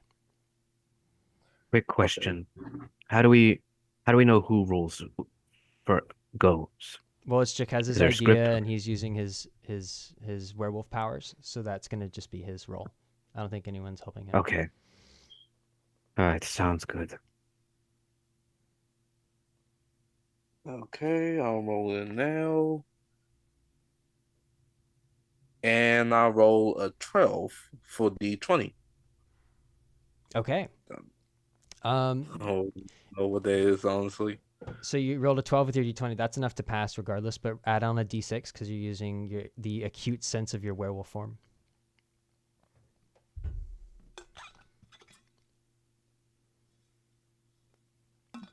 And I'll roll a 1. Okay. It's the new moon. The farmer looks at you. It's not just a new moon. It's it's a harvest moon, and it's this like bright orange moon that's shining through the window.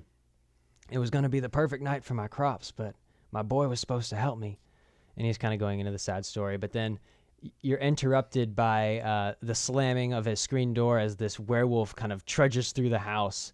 And by this point, are you still in your werewolf form, or have you kind of subsided back to human?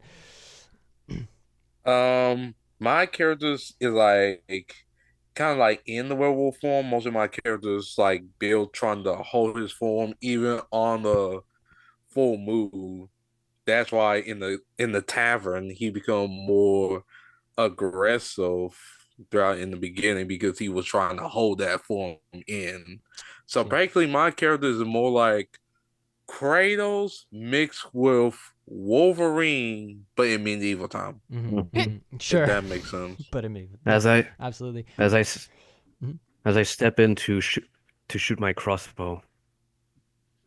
So my crossbow let's at the focus on the werewolf for now, and he's holding this vial of magic elixir, and do you administer it to the child? Okay. Hope this works.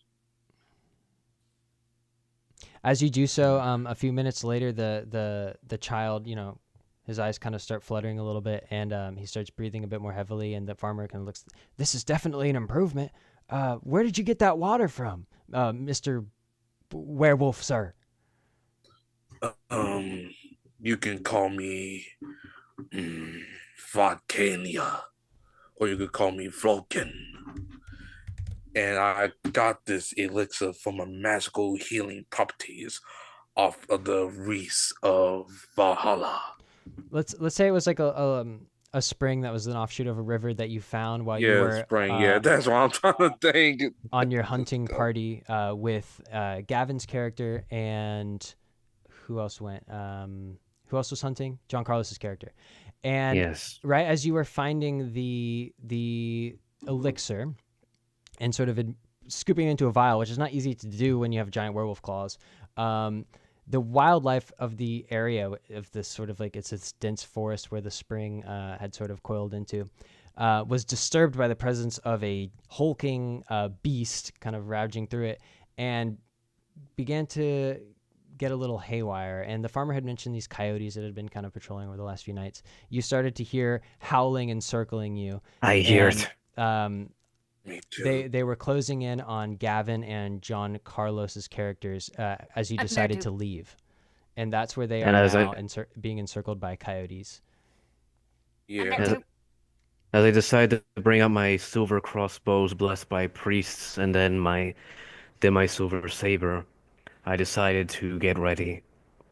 And I decided to mid-transform into my werewolf form. Wait, I don't know who's where now. Yeah, you guys are still. Do you want to usher your party back to Gavin and John Carlos to kind of?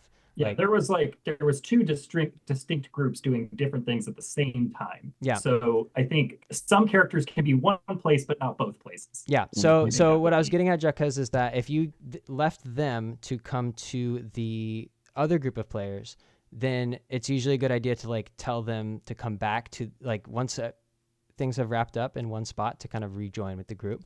So you can kind of tell them like, oh, like shit, they're being like, when I left, they're being attacked by coyotes or something like that. So let's say that happened. And for simplicity's sake, that we're all heading out. The farmer, thanked you very profusely for saving his son. And he's kind of leading you, you're kind of leading the group back down the path you came, that goes through this, forest that gradually becomes denser and denser. You start to hear this river, and you kind of direct them off this path that kind of leads to this little spring that is coiled around where you found this magic elixir. And you hear this howling of these coyotes becoming more and more intense. And as you stumble across Gavin's character and John Carlos's character is mid bowstring, and he's aiming at this coyote. And John Carlos, I'm going to have you make a dexterity check to fire an arrow at a coyote. Yes, dexterity check. So do I have a dice or? So that's going to be a D20 roll. And you can use a +2 for that roll to reflect your bow. So where's the dice? If you need dice, you can use virtual dice. You can just Google dice roller. and it'll come right up, and you just click on a 20. Here, you can have one of my extras too. Yeah. Here Okay, you go. dice roller. Okay. Roll. Whatever it is, will be +2 to that. Mhm.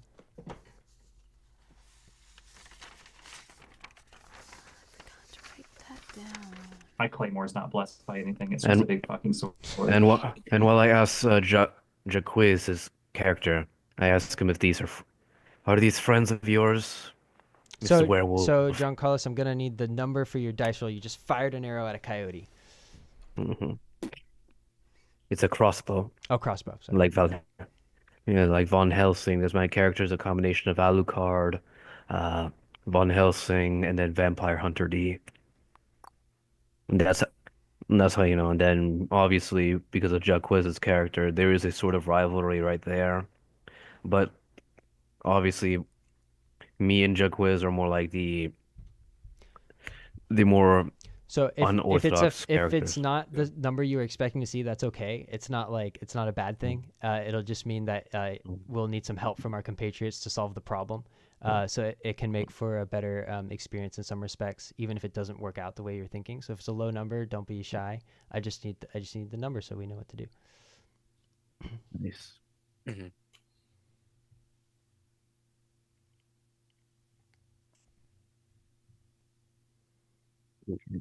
A D6, right? So it'll be a D20. So are you looking at that? Did you just Google dice roller?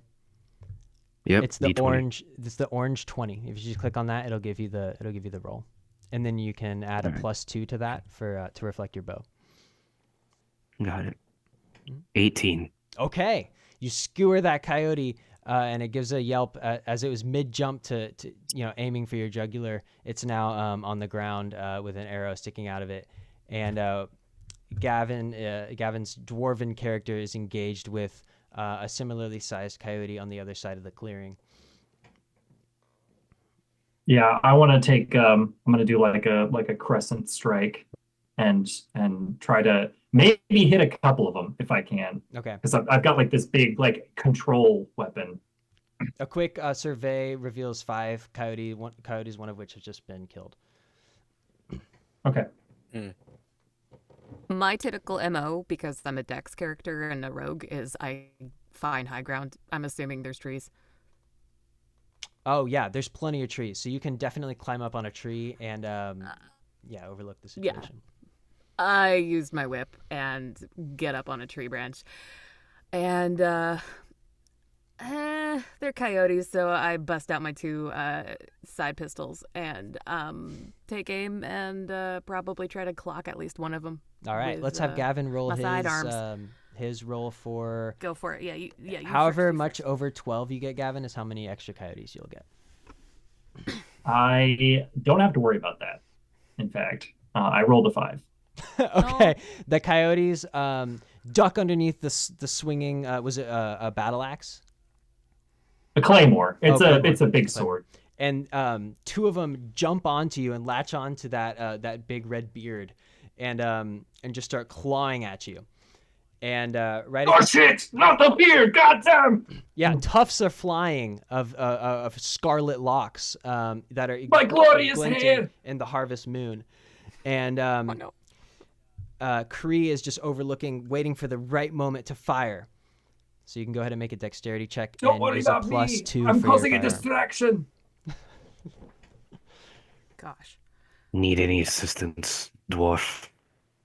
Okay, so this is 12 for the D20, +2 for Dex, and then +2 for firearm. So 12, 14, 16 Okay. total. With a series of pop pop pop, you pick off all 4 coyotes like it's nothing. And how would your character do? What would they do in particular? What do these guns look like? It's also paint us a picture here.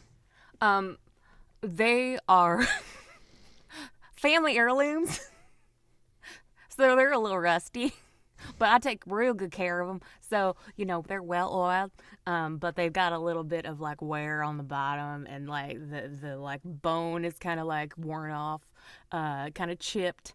But they're they're like the cock the typical cock and the sides, the spin. I don't know the words, but my daddy gave them to me, and they were his daddy's before him, and they were my gift before I went off to join the order, and he told me to take good care of them, so I do. And I just get up on my little perch on the tree, and just like I've been practicing since I was 6 years old, and putting the acorn on the little top of the apple, just tick, tick, tick, tick, tick, pop. Just go. The coyotes' bodies go limp on top of the dwarf. Gavin, I don't know your name. Oh, my character's Broderick. Broderick Gildenflame. Thank you. Broderick, any assistance? I mean, you can help me lift these goddamn coyotes off me. These aren't ordinary coyotes. I don't care what they are. They're on me. Get them off me. All right. Can I detect if the dark magic is coming from them at all? Yeah, make a perception check. Okay. Could I assist with attacking as well? With the coyotes are all dead. Okay. Sorry.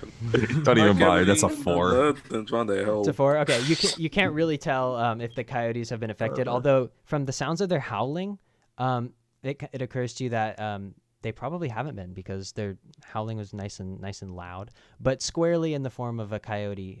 Nothing spooky or otherworldly about the howling. It's like a yelping, almost like a laughing kind of yelp that coyotes do as they encircle their prey. Like a hyena. Yeah. They sound just like the ones at my farm, so they sound. Yeah. Just to take a measure. Just to take the measure. As I bite the coyotes until I drain them dry like a skeleton. I will never Sorry. get used to seeing that. Ever. Took the words right out of my mouth. It was either that or human flesh. I avoid human flesh as much as possible. Thanks. The farmer, Still don't once wanna he gets sleep in the over like same room. a big shudder, is like, well, he kind of emerges out of the bushes. He was unsure about how to proceed in a combat situation. He's, thanks for taking care of that. The road back there, if you want to continue down, it goes to this river, but it's not very well used. People stopped using it years ago after this. It's been so long, I don't even know anymore. The stories don't even say, but we don't use that path anymore. So if you want to proceed down it, you can. But you can also go back to the farm if you want. I can whip you up a nice pot of tea, and we can rest a spell. Although I will say that, with my son feeling better, it's less urgent for me. If you want to spend the night, or if you want to continue down the road, I'll leave that up to you. Are there tracks? Make a perception check. Yeah. Gavin, Okay, keeping us on point. Lord of the rolls. Lord of the rolls. I rolled an 18 this time. Okay. Yes. There are tracks. As the farmer ushers you back towards the road, you can see that there are these large footprints that seem much bigger than any local like fauna, and they're going down the path that quickly becomes more disheveled and overgrown the further down you look, and it kind of disappears into the darkness of the forest, some 200 feet down. Okay, and that's when my characters step in, right? I just want to make sure. Absolutely, whatever you want to contribute, it's your time. Okay. All right. Well, we were okay, I'm trying to get into character. Okay, we were trying to go to the forest, and not forest. God damn it! You're to good. the river, and make our way. Yeah. Broderick will pull out a little piece of putty from like the pouch in his kilt and just start dabbing the kilt to get all the coyote fur off of it. Just a medieval lint roller. Till he's nice and crisp. And Very as I cleanly. Very cleanly. and as I see that you have a coyote leg on you, I ask, are you going to finish that? Absolutely not. That's disgusting. Well, in that More. case, gotta You're have quite the some. clean freak for your unkempt appearance, my friend. I am not unkempt.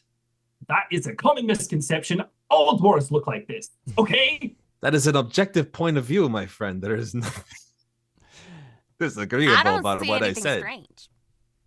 Look, if you went to a dwarven city, you'd see that I'm the fucking cleanest one there. All right? Everybody's filthy. So this is well kept.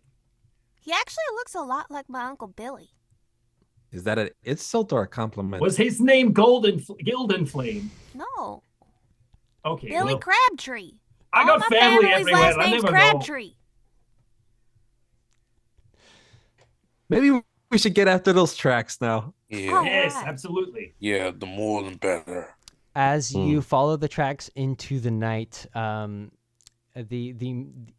the harvest moon faintly illuminating the large tracks, they lead you over closer to the river. You can hear the river kind of fading in, and you walk over this wooden bridge. You can see like little scratching indentations where the claws of this foot have like embedded into the footbridge. And as you pass over it, the forest begins to thin out and it begins to increase in grade, and you realize that you're beginning to scale a mountain. And as you get further and further up this mountain pass, it's a bit overgrown with like scattered trees and stuff, and a bit treacherous in some places. You get to a place where you can really look out over the village and see a lot of ground that you've covered. And there is an entrance to what appears to be a cave with this symbol scrawled on the side of this circle with 3 threads of a spiral embedded, like scratched, as if scratched by these claws into the side of the rock by the cave entrance. Man, I know this symbol before. I think we've arrived quite literally at the Yeah. point of origin. Hum.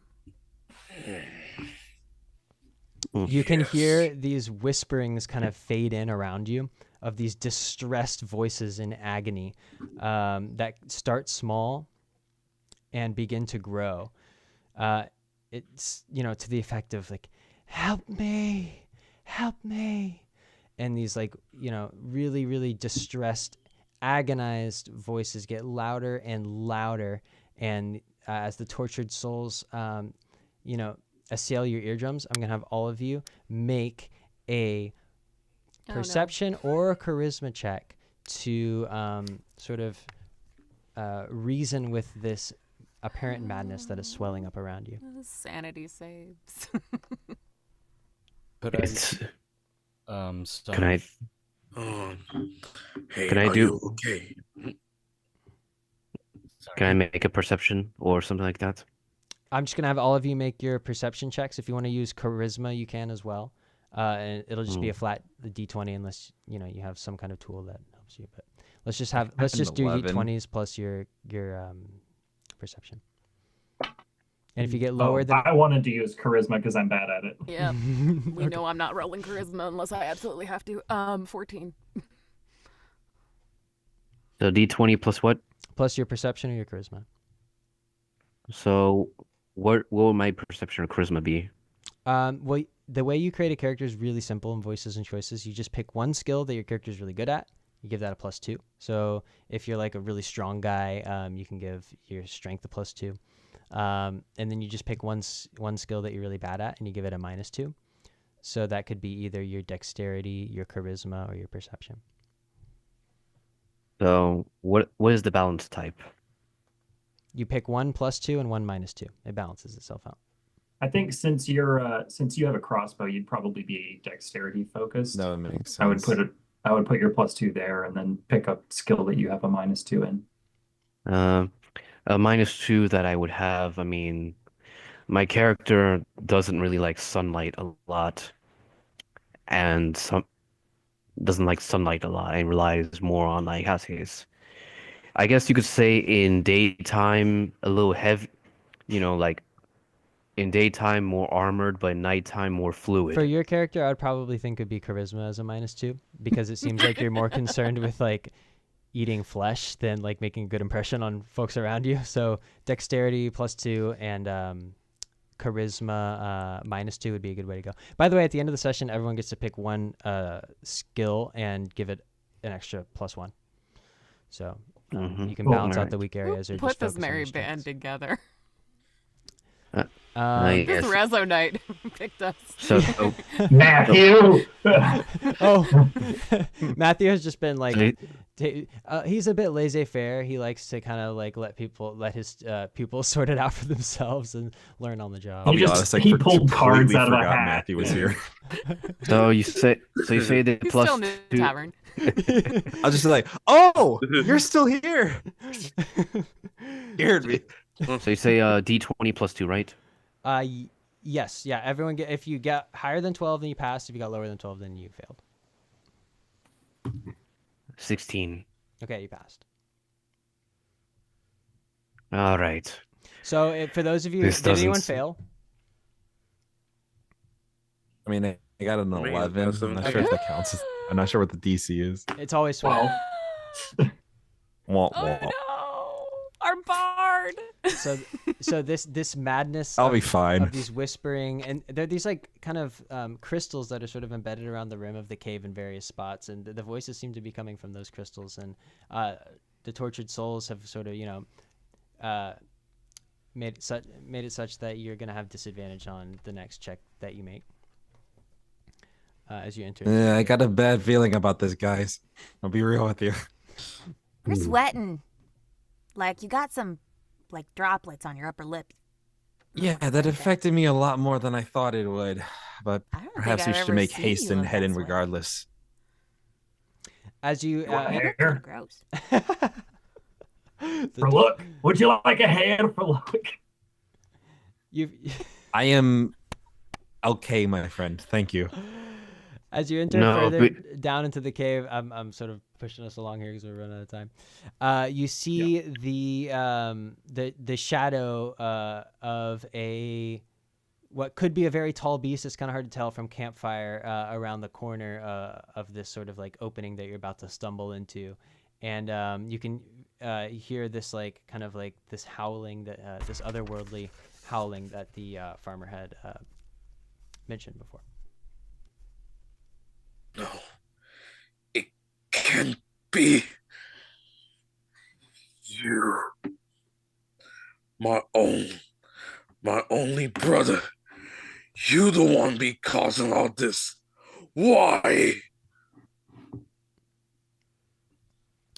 The figure walks into view, and he looks at you, and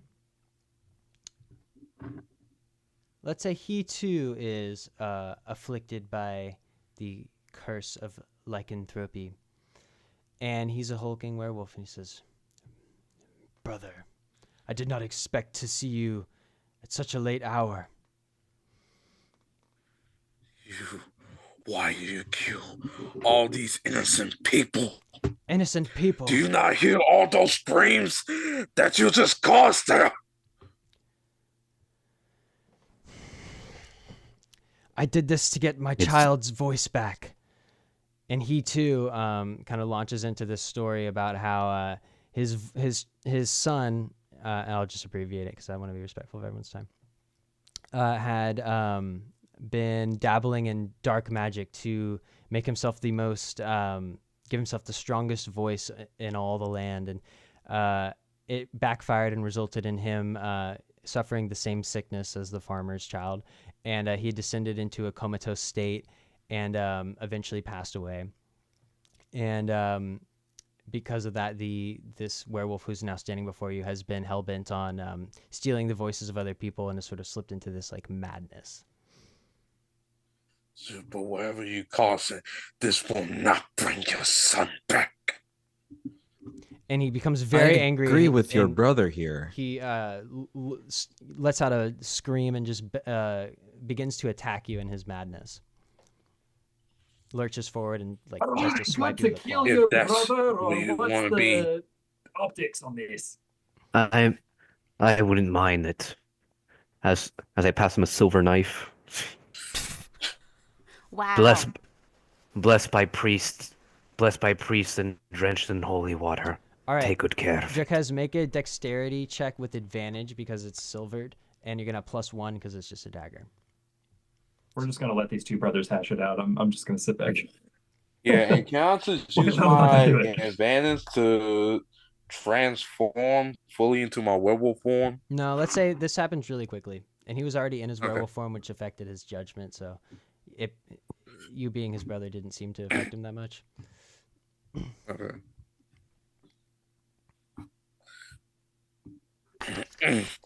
Brother, you need to stop this. No! I don't want to hurt you too.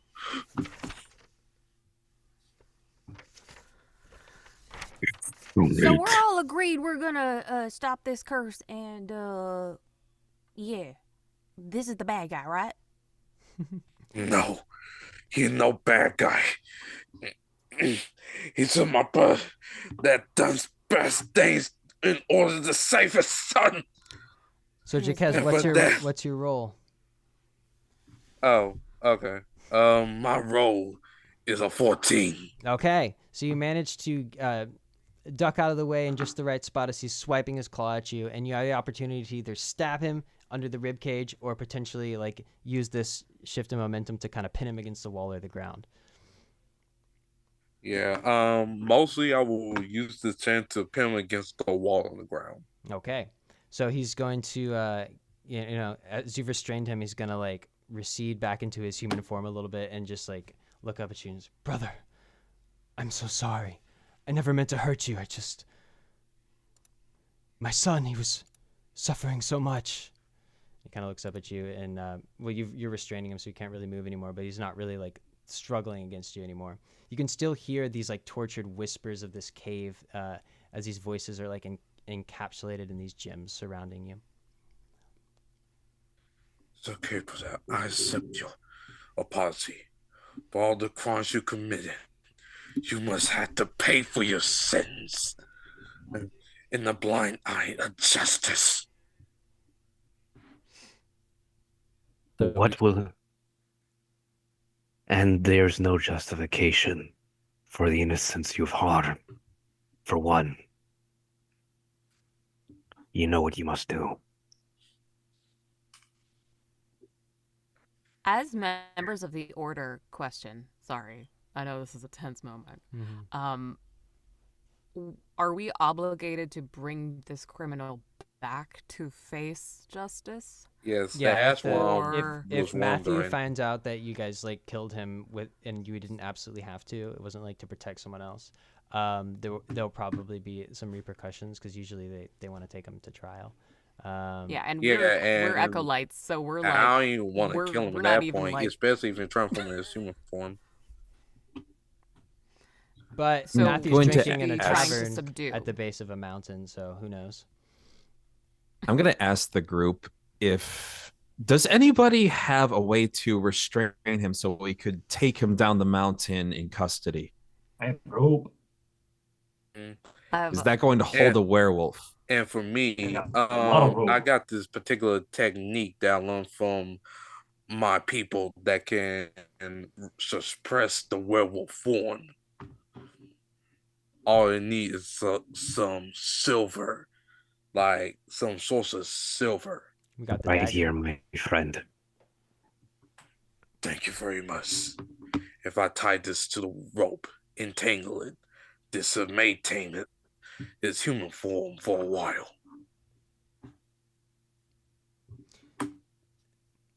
So he gets restrained in the rope. You have that silver dagger kind of tucked in there, and he seems to have like understood that this is really not going to go that well for him. So he's not really struggling too much. He's kind of grumbling here and there. But the whispers of these gems are just really growing to a great crescendo, especially in the absence of like the howling of the werewolf. You can really hear them now, and they're really beating down, and you can feel the energy of these trapped souls essentially. And I'm gonna I- run towards the sound of the tortured souls as quickly as I can. Okay, there. It's not a super wide cave, so like there's like probably like 30 or 40 dispersed on this like dome of rock around you, and it doesn't take. I would like to break one. Oh goodness. Okay, make a strength check. Yeah, I'm gonna pull my sword out and just bring it down on one of these crystals. 13 plus strength 2. I don't know if I have a sword bonus. It's Yeah, 15. you can use your sword bonus. It's a 15. Okay, so well, it'd be a 17, I guess. Oh, If I 17. have a bonus. Okay, let's say that that's a 5 total. So we'll say 5 times 10 is 50. That probably covers all the gems. You smash all the gems, and as you do so, these voices get released and they dissipate into the air in this like harsh echo that kind of reverberates. Shut up! Shut up! Shut up! You're being Oh, too man. loud! Shut up! All of you! Sorry, that was really bothering me. And there's these shards of gem that are just scattered around the floor, and it seems like easier to breathe in there somehow with all the whispering gone, and the bard is still very moody and upset.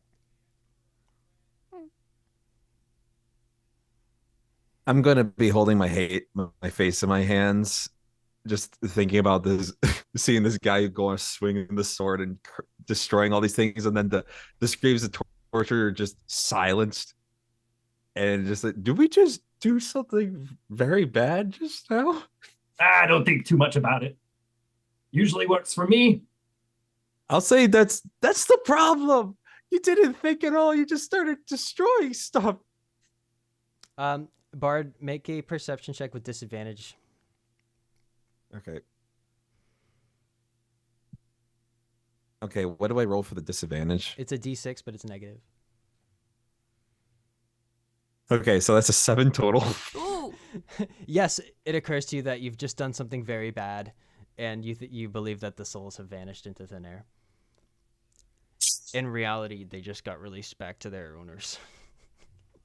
But that's metagame. My guy is like, he just like, We're he gonna just have got a moody bard for the next. his the hands, rest of the his face dream. in his hands, and I'll get you a he's gonna strong be- drink. You'll get over it. he's going to slowly get back up and waddle his way over back to his companions with this glazed over look in his eyes. And a couple of hours later, you're all drinking those heavy drinks the dwarf mentioned back at the tavern, and everyone's congratulating you on a job well They done. let us back in. And it's still open this late at night on a Harvest Moon. It's the Harvest Moon special. I don't know. And you can all choose one skill to give +1 if you want to use the same characters next time. And that'll about wrap us up. I hope that you guys enjoyed. That was super Yeah, fun. that was Yeah. fun. Yes. As far as my first D&D, that was really interesting. Cool. Yeah, I'm glad you I'm guys so enjoyed it. glad. We'll Yeah, this is my second D&D. So is it possible, like, since my characters have vampire, I might as well use intimidation over charisma because it's like, since I'm like creature of the night, I might as well use intimidation over charisma. Yeah, Would charisma that make actually sense? encompasses intimidation. If you want to start using intimidation more as a tactic, you can choose to give that a +1. At the end of each session, you'll get Yes. an additional +1. So just keep track of which Um, skills you choose to make your good skills, and which has the +2 to start, and which has the -2 to start. That's all you need to Mhm. do. An additional question, Yeah. if I may. Mhm. There are benefits for being part of the order, in the sense that it gives us kind of like special skills and special abilities. Correct? It's not fully fleshed out on the website. Yeah,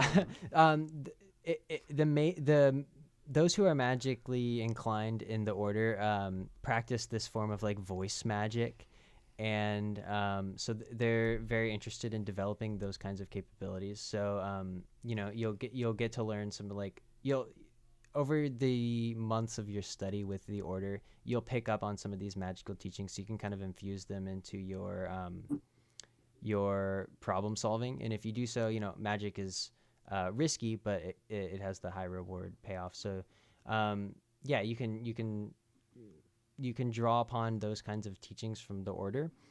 You can Got it. also, they give you like a basic living like salary. It's more mundane, but they give you a basic living salary and rewards for completing their quests. So you'll get like, let's say you all had 10 gold pieces to start out.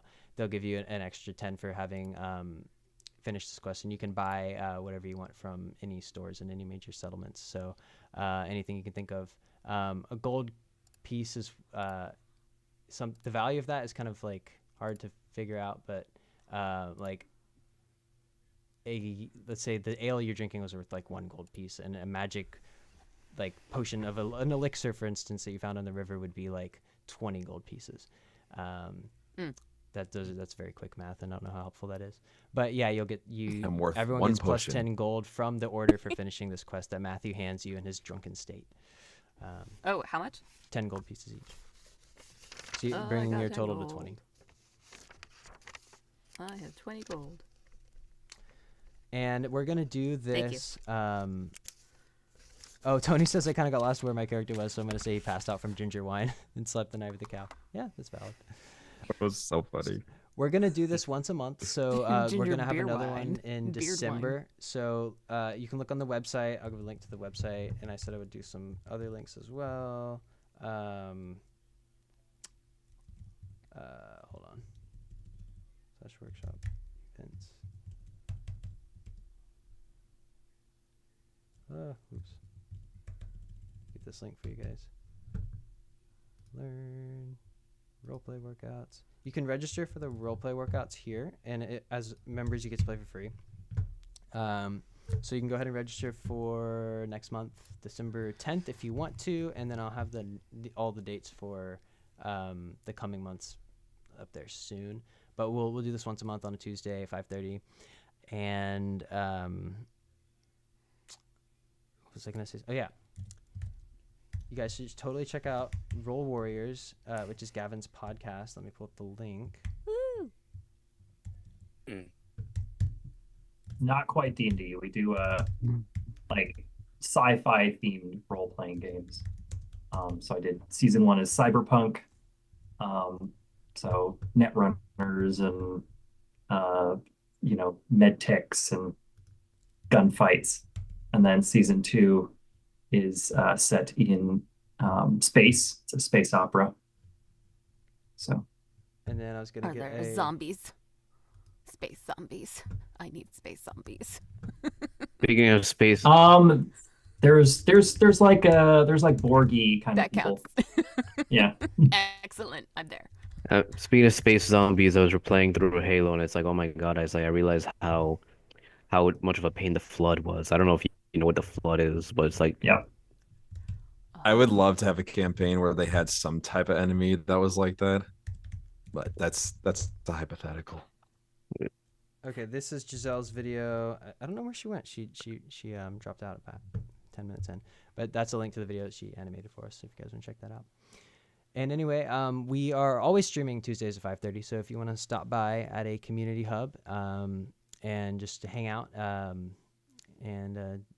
you're always welcome to do that. And hopefully I talk to you guys all soon. Let me know what you thought. You can email me with some feedback if you want. This is the first time I've ever run Voices and Choices, so I'm still experimenting with the format. My goal is just to keep it really flexible. So I'm happy to hear some feedback too. what's the video about? Oh, that's Giselle's video that she animated for us. Raj has a band called The Beautiful Losers, and she was the animator for one of the music videos. Anyway, we're running out of time here, so I'm going to let you guys go. And thank you very much for joining us. And I hope to see you guys all back here next time. Likewise. Thank you No for problem. hosting. Alrighty. Bye, Really everyone. think- Nice to meet you Bye. all. Bye. Nice to meet you guys as well. Bye. Bye.